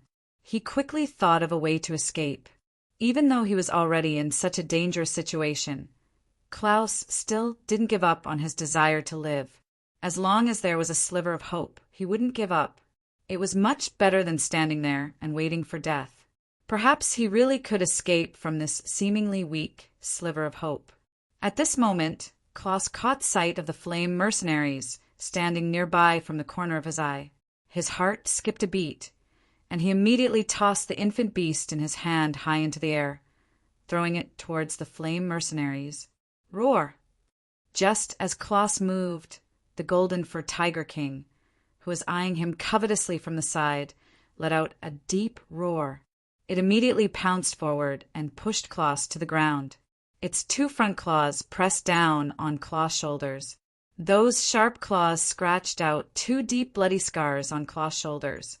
The stench from the Golden Fur Tiger King's bloody mouth almost suffocated Klaus. Klaus' face instantly paled after being pressed to the ground by the Golden Tiger King. His mind was completely blank. He originally wanted to throw the cub over the flame mercenaries to draw the Golden Tiger King's attention away, but he didn't expect the Golden Tiger King to move so quickly. The moment he threw the cub out, the Golden Tiger King had already pushed him to the ground. Klaus was certain that he had no chance of survival. Eowo! Eowo! The infant tossed by Klaus continuously flipped in the air. The feeling of weightlessness finally caused the infant to feel a wave of fear, and it let out a frightened cry. Seeing the infant tossed into the air and falling to the ground, a trace of panic appeared in the Golden Tiger King's scarlet eyes in a very human-like manner. It let out a low roar and didn't have time to pay attention to Klaus under its claws. It leapt forward and chased after the infant. Klaus blanked out for a moment when he felt the weight on his shoulder lighten. When he saw the Golden Tiger King chasing after the infant, he immediately understood. A trace of ecstasy appeared in his eyes, and he ignored the intense pain from the Golden Tiger King's claws on his shoulder.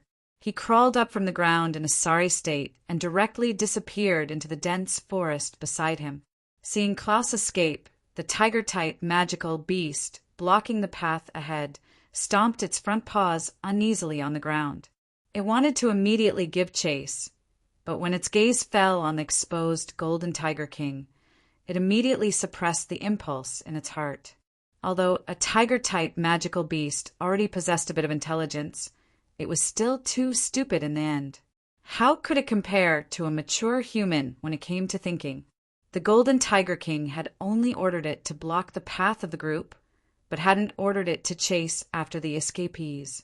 Before receiving the order from the Golden Tiger King, this simple-minded tiger-type magical beast could only watch as Klaus escaped before its eyes. Even if it wanted to give chase, it didn't dare. Just as Captain Kendall was about to enter the forest beside him, suddenly a black object flew towards him. In the end, it directly hit his broad chest and fell to the ground. Seeing this, Captain Kendall subconsciously reached out his hand to catch the falling object. Just as his hand touched the black object, he instantly understood what it was. Captain Kendall's face turned pale in an instant. He secretly exclaimed in his heart, "Shit, this is actually the cub of the Golden Tiger King." At this moment, the cub of the Golden Tiger King was no longer a valuable treasure, but a hot iron. Whoever touched it would be very unlucky. Just as Captain Kendall was about to throw the cub away, a whistling sound suddenly rang out. Afterwards, a black silhouette appeared in front of Captain Kendall with extreme speed. A bloody mouth, filled with a disgusting stench, directly bit down on Captain Kendall's head. Captain Kendall didn't have time to react at all. His entire upper body was bitten by the Golden Tiger King that had suddenly appeared. The Golden Tiger King's sharp teeth pierced deeply into Captain Kendall's body. Bright red blood spurted out like a fountain from Captain Kendall's body. Ah! Captain Kendall let out a miserable cry. His voice was filled with pain and desolation. When Captain Kendall's miserable cry left the Golden Tiger King's mouth, it was clearly much weaker. "Captain Kendall! Uncle Kendall!" Seeing Captain Kendall's upper body being bitten by the Golden Tiger King, everyone in the Flame Mercenaries felt like their eyes were about to pop out of their sockets. They all let out heart-wrenching cries of pain. The heart-wrenching cries of the Flame Mercenaries entered the ears of Genshin, who had just entered the forest. Genshin's expression suddenly changed, and he immediately retreated from the forest. When Genshin saw that Captain Kendall's upper body had been bitten by the Golden Tiger King, he turned pale with fright. Immediately after, he let out a cry of alarm. The silvery white, light, wind sword instantly appeared in his right hand. Suddenly, a powerful silvery white sword aura erupted from it, enveloping the entire light wind sword. So, the light wind sword left Genshin's hand, as if it had transformed into an extremely intelligent immortal sword. It automatically flew out from Genshin's hand and shot towards the Golden Tiger King's head with lightning speed. When the light wind sword's sword aura pierced the Golden Tiger King's head, it only pierced through a layer of skin. It didn't cause any serious damage to the Golden Tiger King. Although Genshin's attack with the divine sword technique was several times stronger, the Golden Tiger King was still a Class 5 magical beast, with Genshin's strength being only at the intermediate Great Saint realm. Being able to injure it was already an inconceivable matter. Roar! The pain from its head caused the Golden Tiger King to go berserk. Its scarlet eyes fiercely stared at Genshin. Immediately after, it let out a low roar and used force in its mouth, directly biting Captain Kendall's upper body in two. The upper body was directly swallowed into its stomach. Immediately, a headless corpse with only the chest remaining was left.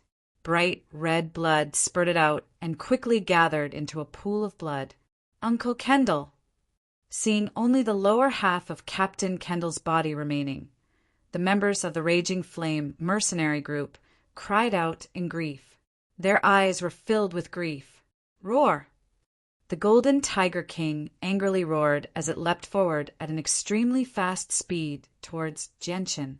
Genshin's feet moved mysteriously as his body moved like a ghost to the side, dodging the Golden Tiger King's attack. At the same time, the light wind sword that was hovering in the air turned into a silver light and once again shot towards the Golden Tiger King's head. But just as the light wind sword was about to pierce the Golden Tiger King's body, the Golden Tiger King's long tail suddenly turned into a phantom and heavily struck the light wind sword. Clang! The light wind sword was struck by the Golden Tiger King's tail with an unimaginable amount of strength. The light wind sword let out a crisp sound as it was sent flying more than 10 meters away. The powerful and sharp sword aura on the light wind sword also disappeared in an instant, returning it to its original appearance. Genshin's body suddenly trembled as his face turned pale white. A trace of blood flowed from the corner of his mouth. The light wind sword was a saint weapon and was also under the control of his god. No matter how heavy the light wind sword's injuries were, it would still affect both his body and his god. Although the Golden Tiger King's tail didn't hit Genshin's body, it had clearly exceeded the limits of the light wind sword's ability to withstand, causing Genshin to suffer a heavy injury. The Golden Tiger King's body turned into a blur as it charged towards Genshin with a speed that the naked eye couldn't follow. Its pair of sharp claws turned into a blur as it tried to grab Genshin's chest. Genshin hastily tried to dodge, but because the Golden Tiger King's speed was much faster than before, and because his body had suffered a heavy injury, he couldn't completely dodge the Golden Tiger King's attack. The Golden Tiger King's sharp claws ruthlessly swept across Genshin's chest, immediately turning Genshin's chest into a bloody mess. Even his white ribs were exposed. Genshin let out a muffled groan as the intense pain caused his face to turn as white as a sheet of paper. In front of the Golden Tiger King, Genshin didn't have the ability to resist at all. Even with the divine sword technique that he was so proud of, he only managed to leave a shallow wound on the Golden Tiger King's head. Chapter 1:23. Genshin, run. I'll stop him. Suddenly, Xiao Dao roared out and arrived behind the Tiger King with his dagger. He raised his dagger and viciously slashed at the Tiger King's body. However, how could Xiao Dao, who only had the strength of a saint, injure the body of a Class 5 Golden Tiger King? When Xiao Dao's dagger came in contact with the Tiger King's body, it actually failed to leave a single mark. The Tiger King's tail turned into a blur once again as it whipped towards Xiao Dao at a speed that was difficult to discern with the naked eye. Slap! With a crisp sound, the Golden Tiger King's tail landed solidly on Xiao Dao's chest. The clothes on his chest were instantly torn apart, and his entire chest was deeply caved in.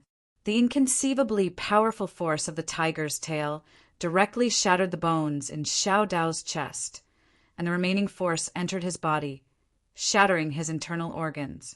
Xiao Dao spat out a mouthful of blood, mixed with the powder of his internal organs. Xiao Dao's body flew backward for a distance of over 10 meters before crashing into a large tree and falling to the ground. Xiao Dao! Genshin's face suddenly changed when he saw Xiao Dao's miserable state. He could not help but cry out. However, just when he wanted to go over and check on Xiao Dao's injuries, the Tiger King arrived before him with lightning speed. It opened its mouth and bit towards Genshin's head mercilessly. The thick smell of blood from its mouth made it extremely difficult for Genshin to breathe. In that split second, Genshin twisted his head to the side as hard as he could, narrowly dodging the attack. At the same time, he ignored the intense pain in his chest and rolled away from the Tiger King. Genshin basically had no power to fight back against the Tiger King. Even the technique he was so proud of was unable to pose a threat to the Tiger King. After all, the difference in strength between the two of them was just too great. Hurry up and leave. I'll keep the Golden Tiger King busy. After dodging, Genshin immediately called out to the flame mercenaries.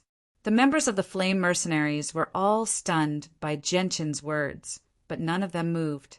They were still quite far from the outskirts of the magical Beast Mountain Range. With their speed, how could they escape the pursuit of a Class 5 magical beast? No, Genshin, I'm afraid that you are the only one among us who has a chance of escaping. I'll hold the Golden Tiger King back. You run, and remember to avenge us in the future. Hoopa suddenly roared. He raised his sacred weapon and charged towards the golden-haired Tiger King without fear of death. At the same time he roared, "We can't shake off the pursuit of a Class 5 magical beast at all. There's no hope of escaping today. Everyone attack together. Delay the golden-haired Tiger King and cover Genshin as he leaves." Despair filled the eyes of the members of the Flame Mercenaries as they watched Hoopa charge towards the golden-haired Tiger King without fear of death. Hoopa is right. We're going to die today anyway. Since that's the case, why don't we sacrifice ourselves and cover Genshin's escape? Everyone, attack together and delay the golden-haired Tiger King. Chong Ningfeng followed Hoopa's words and loudly called out. With that, he charged towards the golden-haired Tiger King with his huge sword in hand. Genshin, remember to avenge us in the future. The other members of the Flame Mercenaries seemed to have been influenced by Hoopa and Chong Ningfeng's words and actions.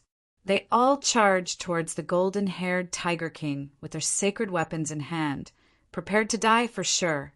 Seeing the members of the Flame Mercenaries charging towards the golden-haired Tiger King without fear of death, Genshin was stunned for a moment. Then he suddenly roared, "No, you guys hurry up and leave. I can still delay the golden-haired Tiger King for a while." With that, Genshin instantly connected with the light wind sword that had fallen to the ground in the distance. The light wind sword once again emitted a sharp sword chi as it slowly rose into the air. However, compared to before, it was clear that the sword chi emitted by the light wind sword was much weaker. Although the members of the Flame Mercenaries all saw the strangeness of the light wind sword, at this moment no one cared about it. Genshin, hurry up and leave. Don't let our sacrifice go to waste. Seeing that Genshin was about to make a move, Chong Ningfeng once again called out. The golden-haired Tiger King's scarlet eyes were filled with disdain as it looked at the members of the Flame Mercenaries charging towards it. At this time, it actually didn't make the first move. Hoopa was the first to arrive in front of the golden-haired Tiger King. With a loud roar, he poured all of his saint force into the axe in his hand and viciously chopped down on the golden-haired Tiger King's body. However, when Hoopa's seemingly powerful attack landed on the golden-haired Tiger King's body, it only managed to cut off a few strands of the golden-haired Tiger King's fur. With his strength as a great saint, his full-strength attack was unable to cause any harm to a Class 5 magical beast. Afterwards, the attacks of the members of the Flame Mercenaries also landed on the golden-haired Tiger King's huge body. However, without exception, aside from cutting off a few strands of fur, they didn't cause any harm to the golden-haired Tiger King. Its huge body didn't even move in the slightest. The members of the Flame Mercenaries were ashen. Although they already knew that Class 5 magical beasts were extremely powerful, only now did they truly understand just how powerful they were. The golden-haired Tiger King did not have a great advantage in terms of defense, but even so, the members of the Flame Mercenaries were helpless against it. Roar! The golden-furred Tiger King let out a low roar and waved its front paw. Yu Xian, who was the weakest among them, had his chest ripped open and his heart shattered. At the same time, the golden-haired Tiger King's tail turned into a blur as it viciously struck Zhou Dakai. Slap! With a crisp sound, Zhou Dakai's entire body was sent flying far away by the tiger's tail. The bones in his chest were completely shattered, and the powerful force instantly crushed his internal organs. "Brother!" Zhou Shaokai cried out in grief and indignation before furiously glaring at the golden-haired Tiger King. With a roar, he raised his huge sword in both hands and swung it at the golden-haired Tiger King. However, Zhou Xiaokai's attack was only a tickle to the golden-haired Tiger King. It was unable to injure it at all. The golden-haired Tiger King only used the most ordinary claw and bite attacks against the members of the Flame Mercenaries. Even so, it was not something that the Flame Mercenaries could withstand. In just a short moment, 3 people had been killed by a single strike from the golden-haired Tiger King. Now, only 5 people remained, bitterly holding on. Jianchen, hurry up and leave. Don't let our sacrifice go to waste. Chang Ningfeng roared when he saw that Jianchen still hadn't left. Jianchen, what are you still standing there for? Hurry up and leave. Remember to avenge us once you're strong enough. Kill this golden-haired Tiger King and take its monster core, Hubo also shouted. Hoopa also shouted loudly. However, just as he finished speaking, the golden Tiger King's bloody mouth bit down on Hupo's upper body. Then, with a forceful bite, Hupo's burly body was instantly split into 2. His upper body was directly swallowed by the golden Tiger King. Seeing Hubo die, Jianchen's entire body trembled. His eyes were filled with grief as he swept his gaze over the remaining members of the Flame Mercenaries. In the end, he clenched his teeth and controlled the light wind sword to fly back into his hand before immediately disappearing into the forest. In his heart, he was clear that even if he stayed behind, he wouldn't be able to change anything. In the end, only death would await him. After all, he was facing an incomparably powerful magical beast of the 5th step. However, the fact that the members of the Flame Mercenaries had used their own lives to delay the golden-haired Tiger King in order to buy him time to escape was a huge blow to Jianchen's heart. After entering the forest, Jianchen forced himself to ignore the miserable cries behind him. After determining the direction, he used his fastest speed to escape. There were a lot of weeds in the forest. Weeds that were half a person's height could be seen everywhere. There were even weeds that were as tall as a person. Jianchen endured the intense pain in his chest and used his movement technique to fly out of the forest. Not only was he faster this way, but he could also avoid the swamps that were everywhere on the ground. Roar! Less than 10 breaths of time after Jianchen had escaped, a whistling sound came from behind him. From the sound of it, he could tell that it was rapidly approaching him. Jianchen's face abruptly changed. He knew that the golden-haired Tiger King had probably already dealt with the members of the Flame Mercenaries and was pursuing him relentlessly. The golden-haired Tiger King was extremely fast. As soon as this thought appeared in Jianchen's head, he could already faintly hear the wild winds and the rustling of weeds as the golden-haired Tiger King ran behind him. Jianchen's heart immediately became heavy. Against a powerful magical beast of the 5th step, there was nothing he could do other than run. And now, in front of the golden-haired Tiger King's terrifying speed, he did not have the ability to run even if he wanted to. After all, speed was the specialty of tiger-type magical beasts, not to mention the fact that he was facing a magical beast of the 5th step this time. The saint force within him circulated at full force, and Jianchen's leaping speed increased by another 30%. Now he was using his full strength, using the limit of his speed. At the same time, Jianchen quickly thought of a countermeasure, but after thinking for a long time, he still could not come up with a good plan. Unless he encountered an Earth Saint Master or magical beast that was hostile to the golden-haired Tiger King and could stop it, he had no chance of escaping. With the golden-haired Tiger King's speed, it would catch up to him very quickly.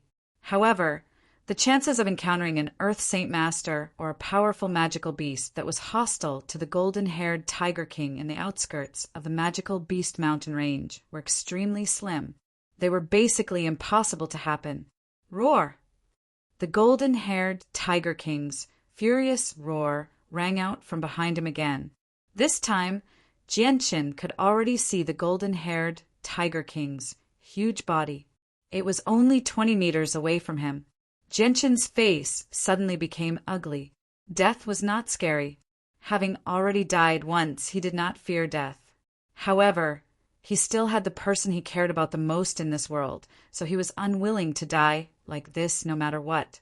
At this moment, the golden-haired Tiger King suddenly leapt up, turning into a black blur as it pounced at Genshin. Chapter 124. Genshin's body was still in midair and had no place to exert force. The golden-haired Tiger King's speed was very fast, so he had no time to dodge. In a moment of desperation, Genshin suddenly turned around and punched the golden-haired Tiger King's head with both hands. Borrowing the rebound force, his body that was originally flying forward suddenly accelerated and finally escaped the golden-haired Tiger King's bloody mouth. Genshin's footsteps staggered as he landed on the ground. Just before he could stabilize his body, a strong force came from his chest. Before he could see clearly what was going on, his body was like a cannonball and was sent flying far away. The clothes on his chest were completely torn, and his entire chest had sunken. His chest was almost touching his back, and there was a strong force that entered his body, instantly crushing his internal organs. Genshin flew for a distance of 30 meters, and finally his body hit a big tree before falling down. His head directly made intimate contact with the hard trunk of the tree, causing Genshin to faint and fall unconscious on the ground. The golden-haired Tiger King did not intend to let Genshin go. It jumped in front of Genshin, opened its bloody mouth, and bit towards Genshin. Just as the golden-haired Tiger King's huge mouth was about to bite Genshin's body, suddenly a weak purple and green light shot out from Genshin's body. The light flashed and disappeared. Although the purple and green light was very weak, it was still very eye-catching in this dark night. When the purple and green light appeared, the surrounding forest was suddenly enveloped by a strong sword aura. However, this sudden strong sword aura also flashed and disappeared. Ayo! At the same time, the golden-haired Tiger King let out a mournful cry. There was a very rare trace of panic in the voice. Then the golden-haired Tiger King's huge body retreated more than 10 meters away, as if it had been electrocuted. Its pair of tiger eyes stared at the unconscious Genshin on the ground in bewilderment. Those originally red tiger eyes of the golden-haired Tiger King also became sober in an instant. In its eyes, there was a strong sense of fear, and its whole body was slightly trembling. Then, bright red blood flowed out from all over the golden-haired Tiger King's body. In the blink of an eye, its whole body was dyed red. At this moment, the golden-haired Tiger King's golden fur had completely turned blood red. On its body there were countless scars. The scars were small, but they were so deep that the bones could be seen. One after another, there were so many scars that it was impossible to count. Even the tiger head was no exception. It looked very miserable. The current golden-haired Tiger King was no longer as majestic as it was before. Instead, it looked more like it had just experienced an extremely fierce battle and was severely injured. It was extremely miserable. The golden-haired Tiger King's huge body was slightly trembling. Its pair of tiger eyes were filled with fear as it stared at the unconscious Genshin on the ground. At this moment, all of a sudden, with Genshin as the center, all the grass and trees within a radius of 100 meters turned into powder. The powder covered the sky and covered the entire space within 100 meters. It was so dense that even one's line of sight was severely obstructed. The golden-haired Tiger King's body trembled even more violently. Its pair of tiger eyes looked at everything around it in disbelief. Its expression was lifeless. A Class 5 magical beast already possessed some basic intelligence. Although it was unable to communicate with humans, it could still think. Its intelligence was comparable to humans. The scene before its eyes deeply shocked the golden-haired Tiger King. With its strength as a Class 5 magical beast, it could easily destroy all the trees within a radius of 100 meters. However, to silently turn all the plants within 100 meters into powder in an instant, even a Class 6 magical beast would not be able to do it. In particular, the sudden appearance of a powerful sword chi made the golden-haired Tiger King tremble with fear. In just an instant, its entire body was cut by this invisible sword chi, causing it to be deeply frightened. A moment later, when the powder fell to the ground, a thick layer of powder had already accumulated on the ground. Within 100 meters, there was no trace of any plants. Apart from the powder on the ground, there was nothing else. Even the tree beside Genshin that was large enough for 2 people to wrap their arms around had disappeared without a trace. The golden-haired Tiger King's pair of eyes looked around. Then it let out a frightened cry. With its tail between its legs, it flew away from this place. Its speed was even faster than when it was chasing Genshin. After the golden-haired Tiger King left, the entire open area became silent in an instant. Only Genshin was left lying there alone in an unconscious state. His body was already covered with a thick layer of powder. Time passed quietly. As the night sky gradually receded, a fiery red sun slowly rose from the east, emitting rays of light that warmed the earth. In the open area of the magical beast forest, there was no plant cover, but the golden sunlight dyed the open area into a golden carpet. This night, perhaps because there were traces of a 5th-rank magical beast that had stayed here before, there were no magical beasts in the surroundings. Even the common wild beasts and some small animals didn't appear. It was unknown whether they didn't come to this place at all, or simply didn't dare to approach this area. All of a sudden, in the center of this spacious area, a slightly protruding pile of powder trembled slightly.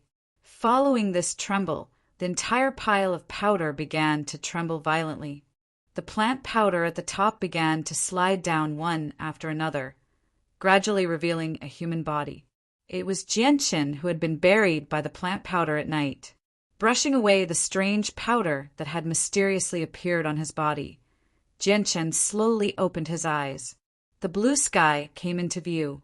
Just as Genshin was about to raise his head, his brain exerted a bit of force. Immediately, it affected the injuries in his body. Immediately, an intense pain spread through his body, causing Genshin to involuntarily groan. Lying powerlessly on the ground, Genshin let out a long sigh. He didn't even need to use his inner sight. Just by relying on his powerful mind, Genshin was able to clearly sense the extent of his injuries. His 5 viscera and 6 bowels had all been severely injured. Although his injuries were much lighter than the ones he had suffered at Wake City, they were still fatal to anyone else. His chest was already a mess of flesh and blood. Even his bones were completely shattered by the golden-haired Tiger King's tail. Chapter 125. Surprise flashed through Genshin's eyes when he saw this. He was at a loss as he murmured, "Strange, where is this? Where's the golden Tiger King? Have I been saved by someone?" Just like that, Genshin lay on the ground. He only turned his head slightly and looked around. He calmed down very quickly. However, he thought about how the people of the Flame Mercenaries had used their lives to keep the Golden Tiger King busy in order to cover his escape. Genshin felt sorrow when he thought of that. Although he had only known the Flame Mercenaries for less than a month, Genshin had gotten along well with them during that time. He had already established a friendship with them.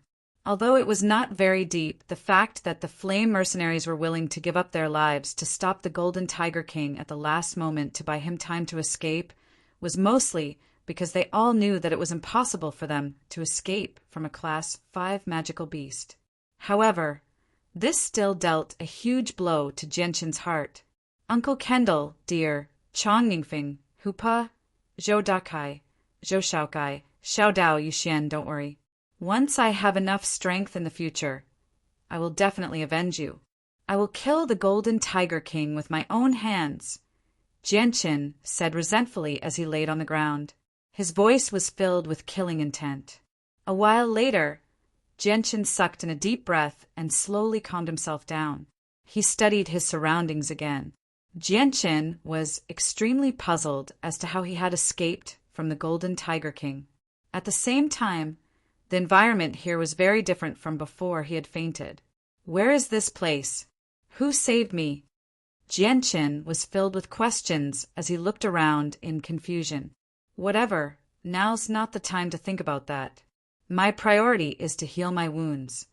With that in mind, Jianchen cast aside his thoughts and began to control the radiant saint force in the surroundings to heal himself.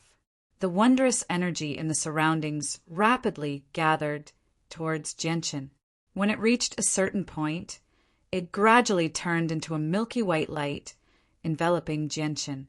As the radiant saint force constantly flowed into Jianchen's body, Jianchen's wounds healed at a visible rate. For hours later, Jianchen's soul was exhausted, so he needed to stop. After 4 hours of healing, Jianchen's wounds had not completely healed, but they no longer affected his basic mobility. Slowly dispersing the radiant saint force, Jianchen slowly climbed up from the ground. He took off his tattered clothes and changed into a new set of clothes from his space belt. At this moment, Jianchen suddenly discovered that there was a thick layer of plant powder on the ground. Slowly bending down, Jianchen gently grabbed a handful of the powder on the ground. It was cold to the touch and slightly moist. At the same time, there was a special smell that only plants could have. Gently rubbing the powder in his right hand, a sliver of surprise gradually appeared in Jianchen's eyes. He cried out softly, "This is actually plant powder." With that, Jianchen suddenly raised his head and looked around. He saw that there was a thick layer of plant powder on the ground within 100 meters of him. Beyond that, there were trees and weeds everywhere.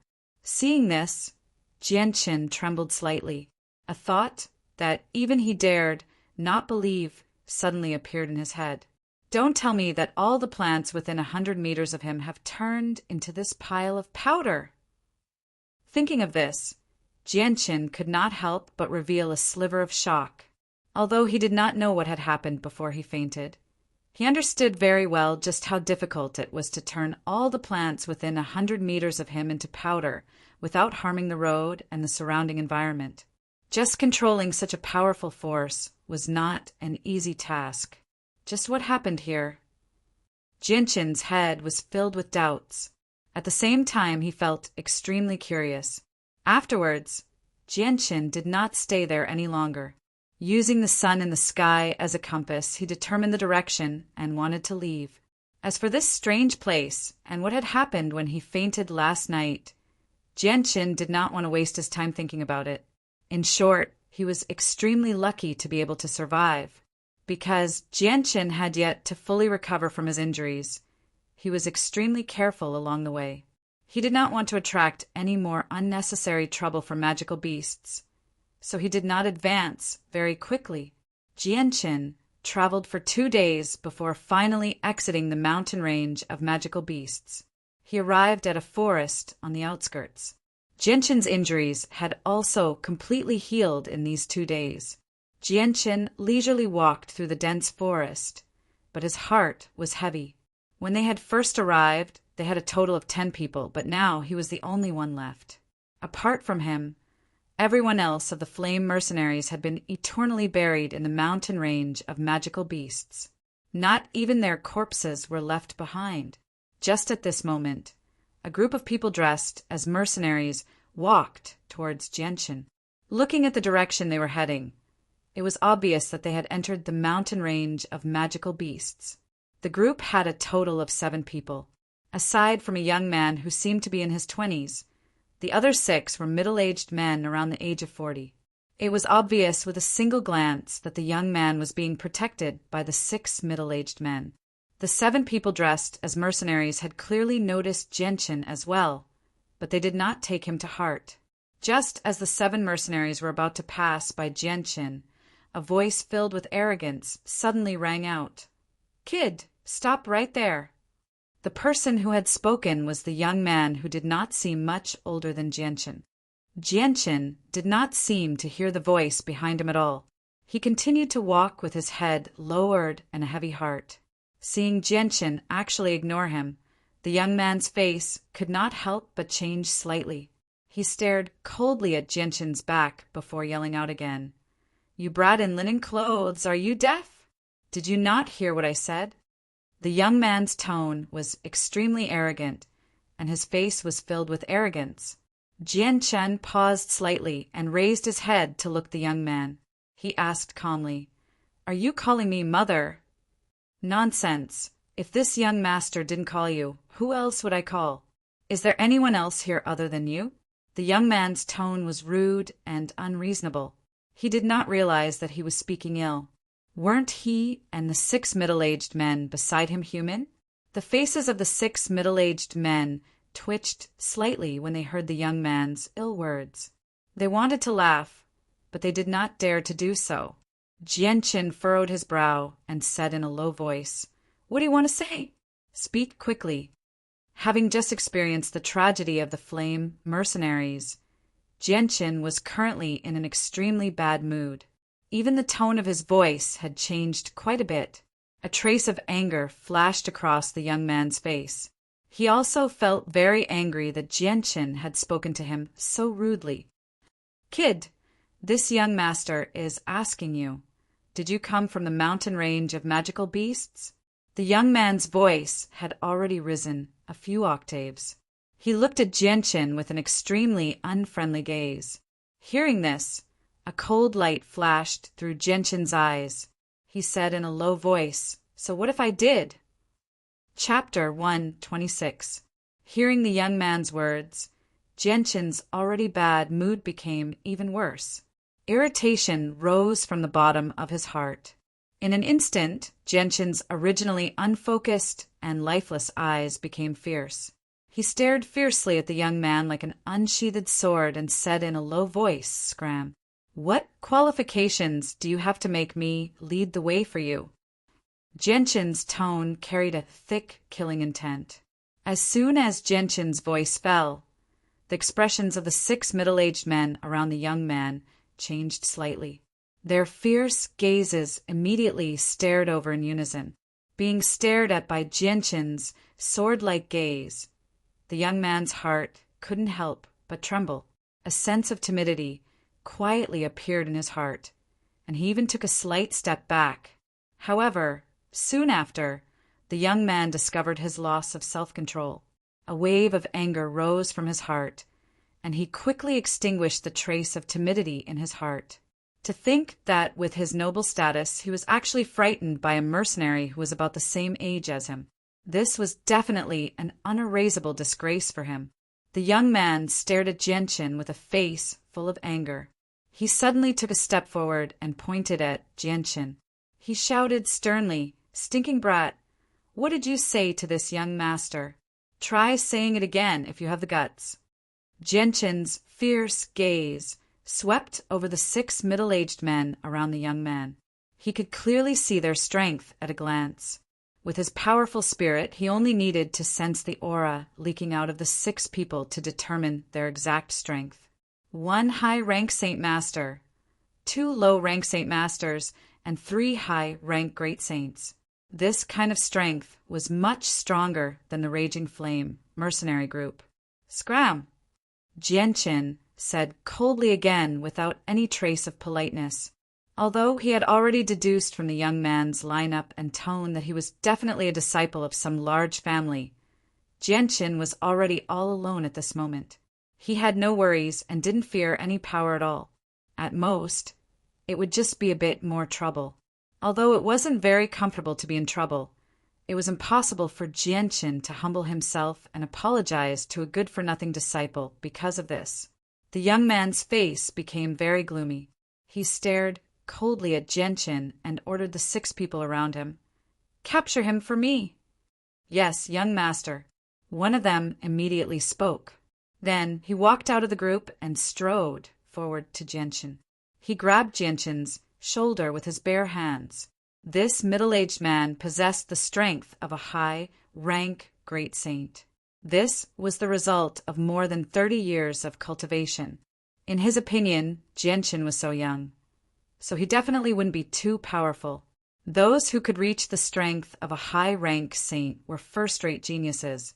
With his strength as a high-rank great saint, capturing Jianchen would be a piece of cake. A cold glint flashed through Jianchen's eyes. He leaned slightly to the side and effortlessly avoided the middle-aged man's hand. He said coldly, "You don't have the qualifications to fight with me." Genshin's tone was full of disdain. If it was any other time, Genshin definitely wouldn't say something like this. However, the experience of the flame mercenaries had greatly affected his state of mind. He no longer had his usual elegance. The young man's arrogant attitude caused Genshin's already bad mood to become even more irritable. He even had the urge to kill someone from the depths of his heart. The middle-aged man's face immediately became unsightly when he heard Genshin's humiliating words. He was a high-rank great saint, but not only was he unable to defeat a brat in his early 20s, he had even been mercilessly humiliated. This made him lose a lot of face, especially when there were a few companions standing guard behind him. One of them was a good-for-nothing disciple who could affect his future. If he didn't properly teach this brat a lesson today, he probably wouldn't be able to raise his head in front of his companions in the future. Thinking of this, the middle-aged man decided not to hold back. A long sword appeared in his hand as he continuously poured his saintchi into it, causing it to emit a layer of dreamy light. "Arrogant brat, I'll let you see if I have the qualifications to fight with you." The middle-aged man shouted as he swung his sword towards Genshin's shoulder. Genshin coldly snorted as the light-wind sword appeared in his right hand. It turned into a silver-white ray of light as it pierced out like lightning. PFFF! Just as the middle-aged man's sword was about to strike out, Genshin's light-wind sword had already pierced his throat. The middle-aged man's entire body suddenly stiffened as he stared at Genshin and the small sword that had pierced his throat. His eyes were filled with disbelief. Then, the middle-aged man's eyes gradually lost their luster. His eyes quickly became hollow as his body slumped to the ground, dying with a grievance. Seeing that the middle-aged man had been killed by Genshin in a single strike, the other 5 guards who had been guarding the middle-aged man were stunned. Their faces immediately changed as they unsheathed their saint weapons and stared at Genshin as if they were facing a great enemy. The young man couldn't believe his eyes as he looked at the corpse of the middle-aged man lying on the ground. Pointing at Genshin, he tried to put on a brave front. You dare to kill my guards? Do you know who I am? You brat, are you tired of living?" Although the young man's age was about the same as Genshin's, he had clearly grown up in a sheltered environment and hadn't experienced much. Now that he had seen such a bloody scene, he couldn't help but reveal his cowardice. Although he had used his family's influence to bully a lot of people, those people were all cowards and didn't dare to offend him. This had allowed him to live a smooth life without putting anyone in his eyes. He had never seen someone as cold-blooded and heartless as Genshin, killing people so straightforwardly as if it was a common occurrence. The young man who had never seen such a scene was immediately frightened by Genshin's ruthless methods. At this moment, a middle-aged man with a resolute expression stepped forward and clasped his hands towards Genshin. He calmly said, "Little brother, we are from the Tianqiong clan, and this is the young master of the Tianqiong clan. What happened before was indeed our fault, and I apologize to you. Let's let this matter pass." The middle-aged man's tone was neither servile nor overbearing. Chapter 127. Genshin glared at the group of people in front of him. His body emitted a strong killing intent as he walked towards them with his sword in hand. He coldly said, "Make your move. If you can escape from my hands today, I'll naturally let you go." The 5 middle-aged men's expressions changed slightly. The one who had spoken earlier also had a gloomy expression as he said, "Friend, you really don't know what's good for you. If it weren't for the fact that we were escorting the young master to the magical beast mountain range and that the patriarch had instructed us not to cause any trouble along the way, did you really think that just because you killed one of our companions, this matter would be resolved so easily? Although our Tianqiong clan isn't one of the most famous clans in the Tianyuan continent, we aren't so easily bullied." The middle-aged man's words made the youth think of his own clan's strength. His confidence was boosted as he sternly said, "You're right. Our Tianqiong clan isn't so easily bullied. In Wake City, there isn't a single clan that doesn't fear our Tianqiong clan. Little brat, you've already killed one of my guards. If you know what's good for you, you'll immediately return with me to receive your punishment. Otherwise, you'll leave your life here today." Hearing the youth's words, the middle-aged man couldn't help but frown as he inwardly cursed. Idiot! Although the Tianqiong clan wasn't weak, that was only when compared to Wake City. Even in Wake City, the Tianqiong clan's position was extremely dangerous. Even though Wake City was only a third-class city, there were still over 20 clans of various sizes. Although the Tianqiong clan seemed to be the most powerful clan in Wake City, the middle-aged man was very clear that although the Tianqiong clan seemed to be extremely powerful on the surface, they had already become a thorn in the side of many other clans in Wake City. After all, a tall tree attracts the wind. In Wake City, there were many clans that weren't much weaker than the Tianqiong clan. They all had their eyes on the Tianqiong clan. Once the opportunity came, they wouldn't hesitate to attack the Tianqiong clan and divide up the Tianqiong clan's territory. This was because the Tianqiong clan that had dominated Wake City for over 10 years already controlled a third of the city's businesses. With such a large piece of fat meat, the surrounding clans had long since coveted it. Moreover, because Wake City was close to the magical Beast Mountain Range, the flow of people in the city was very large. 99% of the people in the city were mercenaries from all over the world. There were also many large and small foreign clans.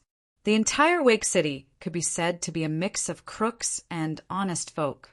Although the Tianqiong clan seemed to have an extremely large amount of influence and connections in Wake City, and even maintained a cooperative relationship with a few mid-sized mercenary groups, there were still many powerful clans and wandering experts that the Tianqiong clan couldn't afford to offend.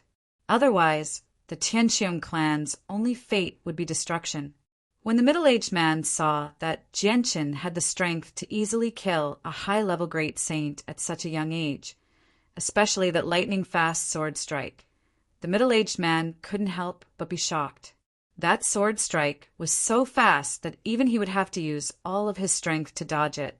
With the middle-aged man's experience, he could roughly guess that Genshin's background wasn't weak. Or perhaps he had an extremely powerful master behind him. Otherwise, how could he be so strong at such a young age? Because of this, the middle-aged man wanted to resolve this grudge. He didn't want to cause trouble for the Tianqiong clan. However, when Genshin heard the words of the young master of the Tianqiong clan, his eyes flashed with a cold light. Without saying a word, his body slightly swayed as he rushed towards the young man. The light-winged sword in his hand turned into a silver light as it pierced out like lightning towards the young man's throat. Although Genshin already knew in his heart that this young man was the young master of the Tianqiong clan, he had never been afraid of any power. Seeing Genshin act so decisively, the middle-aged man's face slightly changed. His eyes flashed with a trace of ruthlessness as a two-handed great sword appeared in his hands. The middle-aged man tightly gripped the hilt of the great sword and suddenly swung it out. Along with the sound of the great sword breaking through the air, the great sword went straight towards Genshin's light wind sword. Although the middle-aged man guessed that Genshin had a powerful background, he wasn't someone who was afraid of trouble. The trajectory of Chen's sword suddenly changed. He raised his sword and actually took the initiative to receive the middle-aged man's huge sword. Ding! Following the sound of metal colliding, Genshin's light wind sword and the middle-aged man's great sword collided in midair. As soon as the two came into contact, a powerful force was transmitted from the middle-aged man's great sword to Genshin's light wind sword. Genshin's face became serious as he used his right arm to control the light wind sword to disperse the force transmitted from the great sword. At the same time, his feet quickly moved and he circled behind the middle-aged man. Using the advantage of his sword to its fullest, he began to attack the middle-aged man like a torrential storm. Genshin's strength was increasing every day. At this time, he was able to fight head-on with the middle-aged man, who was a high-level Saint Master. Of course, The main reason for this was because the middle-aged man wasn't a strength-type warrior. It was just that his Saint Chi was stronger than Genshin's. As the two of them fought, the other 4 guards also surrounded the young master of the Tianqiong clan and quickly retreated. In just a few breaths of time, the middle-aged man and Genshin had already exchanged more than 10 moves. The more the middle-aged man fought, the more apprehensive he became. This was because Genshin's sword was just too fast. Not only was it extremely fast, but it was also deadly. The seemingly chaotic sword technique seemed to contain some kind of mystery that the middle-aged man didn't understand. Every move was seamless, and he couldn't find a single flaw. Even though the middle-aged man was a high-level saint, he could only maintain a stalemate with Genshin. Moreover, the longer the battle dragged on, the more disadvantageous it would be for him. This was because Genshin's sword technique was so fast that it was difficult for the middle-aged man to dodge. Although there wouldn't be any problems for the time being, it was only a matter of time before he would be defeated. This was because when faced with Genshin's lightning-fast sword technique, he could only defend himself. Even his chances of counterattacking were pitifully small. "Higher, fascists, you two come help me. Tian Feng." You two immediately protect the young master and leave. After holding on for a while, the middle-aged man had no choice but to call for reinforcements. Facing Genshin's incomparably fast sword, the middle-aged man was almost unable to dodge several times. Chapter 128. 2 of the 4 guards immediately separated, charging at Genshin with their saint weapons. They joined the battle very quickly, attacking Genshin together with the middle-aged man who was a high-level Saint Master. The 2 guards who hurried over afterwards were precisely the only 2 initial-level sacred experts in the group. With the addition of these 2 initial-level sacred experts, the pressure on Genshin immediately increased by quite a bit. However, with his profound footwork and swift sword, he was still evenly matched against the 3 sacred experts, not falling into any disadvantage at all. The young man also felt a trace of fear in his heart. Under the protection of the other 2 high-level Saint Masters, he quickly escaped and disappeared from sight. Although Genshin sensed that the young man had left, he didn't chase after him. This was because the 3 primary Saint Masters in front of him wouldn't allow Genshin to leave and harm the young master of the Tianqiong clan. Genshin and the 3 Tianqiong clan guards fought fiercely in the forest. Many of the surrounding weeds and trees were affected by the shock waves of their battle.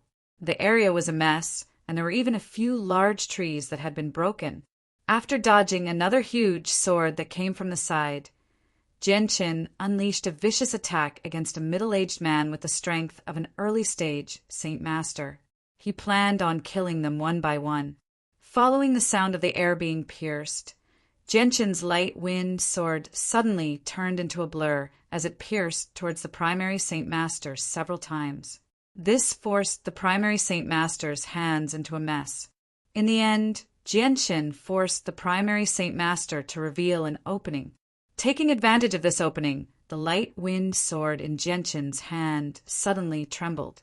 Afterwards, it turned into a silver bolt of lightning as it pierced towards the primary Saint Master. Before the primary Saint Master could even react, the light wind sword had already pierced through his throat. The bloodied sword tip came out from the other side of his throat. Higher! Seeing the middle-aged man's throat being pierced by a sword, the other 2 people's expressions changed greatly, and they let out a cry that was mixed with some grief. Genshin's hands didn't stop moving at all. Just as the light wind sword was about to pierce through the middle-aged man's throat, she immediately pulled it out. Taking advantage of the moment when the 2 of them were distracted, her body swayed slightly, and like a ghost, she silently appeared in front of the middle-aged man who was at the Saint Master level. The light wind sword in her hand once again turned into a streak of white lightning and stabbed towards the middle-aged man. The middle-aged man's expression changed, and he immediately raised his saint weapon to block in front of his throat.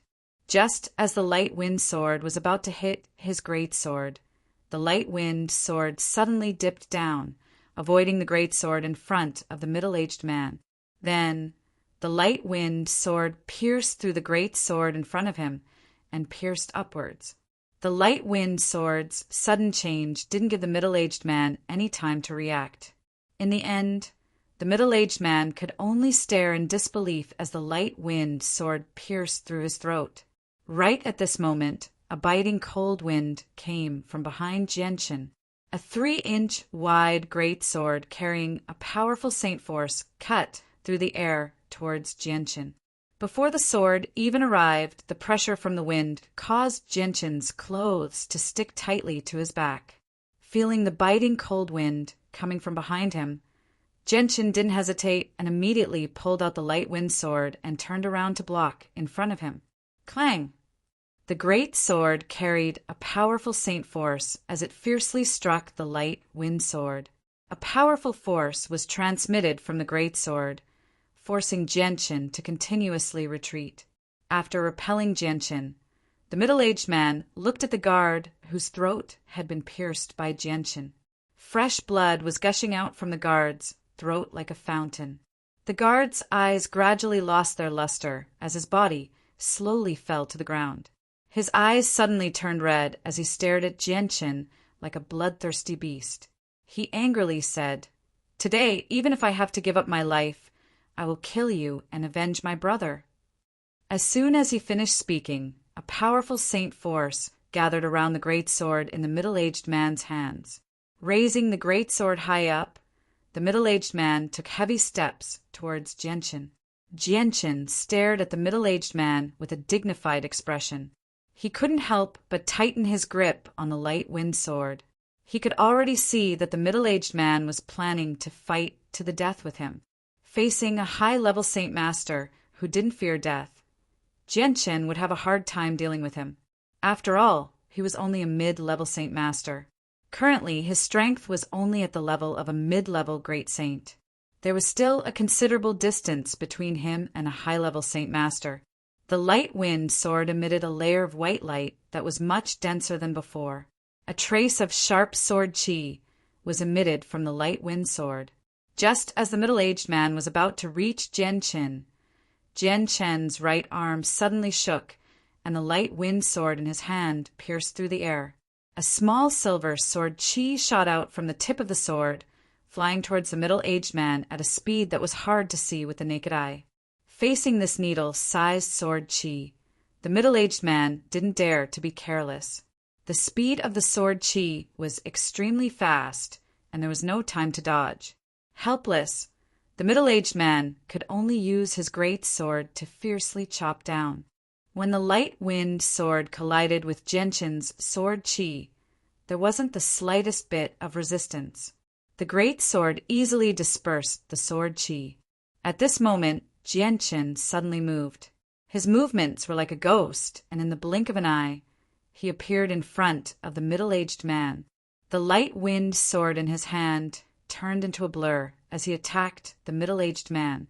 The middle-aged man immediately withdrew his great sword and blocked Genshin's attack. Soon after, the two of them began to fiercely fight again. In his previous life, Genshin's swordsmanship had reached the pinnacle of perfection. Now that he was facing the middle-aged man, he was able to display the essence of his swordsmanship. Not only was the speed of his sword inconceivably fast, but it was also used to perfection. Even though the middle-aged man was much stronger than Genshin, he couldn't last long against Genshin's attacks and was once again forced into a defensive position. Genshin continuously attacked the middle-aged man from different directions. The slender light-wind sword had already turned into a blur, making it impossible to see the blade clearly. Under Genshin's fast attacks, the middle-aged man found it more and more difficult to block. Moreover, every attack of the light-wind sword was fatal. The middle-aged man didn't even have the chance to injure Genshin. Right now, the middle-aged man's heart was filled with regret. At the same time, he hated the eldest young master of the Tianqiong clan. Originally, nothing should have happened, but the eldest young master of the Tianqiong clan didn't know the immensity of heaven and earth. He actually took the initiative to provoke this fiend in front of him. Not only did he cause trouble for no reason, but he also caused the death of 2 of his brothers who had been friends with him for more than 10 years. Even he himself had fallen into a dangerous situation. Chapter 129.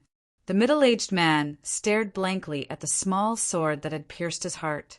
He couldn't believe that a high-level Saint Master like him would actually die at the hands of a high-level Great Saint Master who wasn't even a high-level Great Saint Master.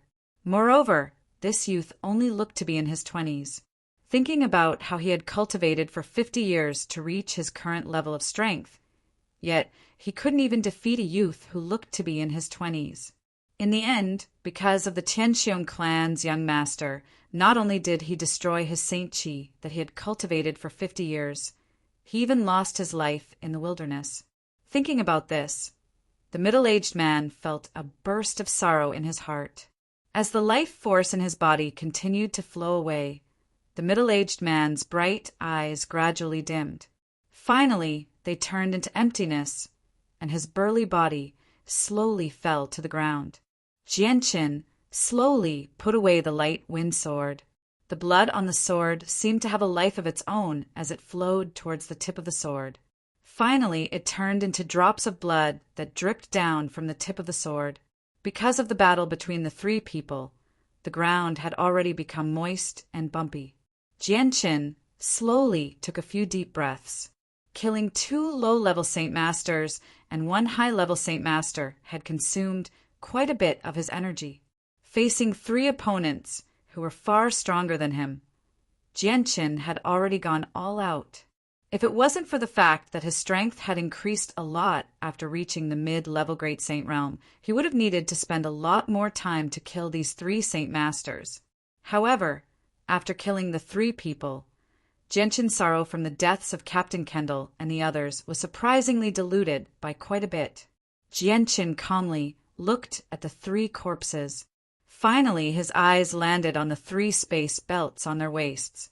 After a slight hesitation, he slowly walked forward and removed the belts one by one to check the items inside. Due to the fact that Jianqin had spent 100 times more on his own cultivation than other people, he urgently needed a large amount of demon cores. With the high price of demon cores, Jianqin obviously didn't have the money to buy them. Therefore, if he wanted to obtain demon cores, he could only obtain them by killing demon beasts or robbing dead people. Moreover, robbing dead people of their belongings was very common in the Tianyuan continent. After all, there was a 30% chance that the fights that happened on the continent were caused by greed. After removing the 3 space belts, Jianqin checked the items inside.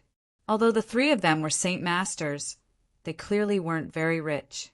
Aside from some daily necessities and tools, there was basically nothing else.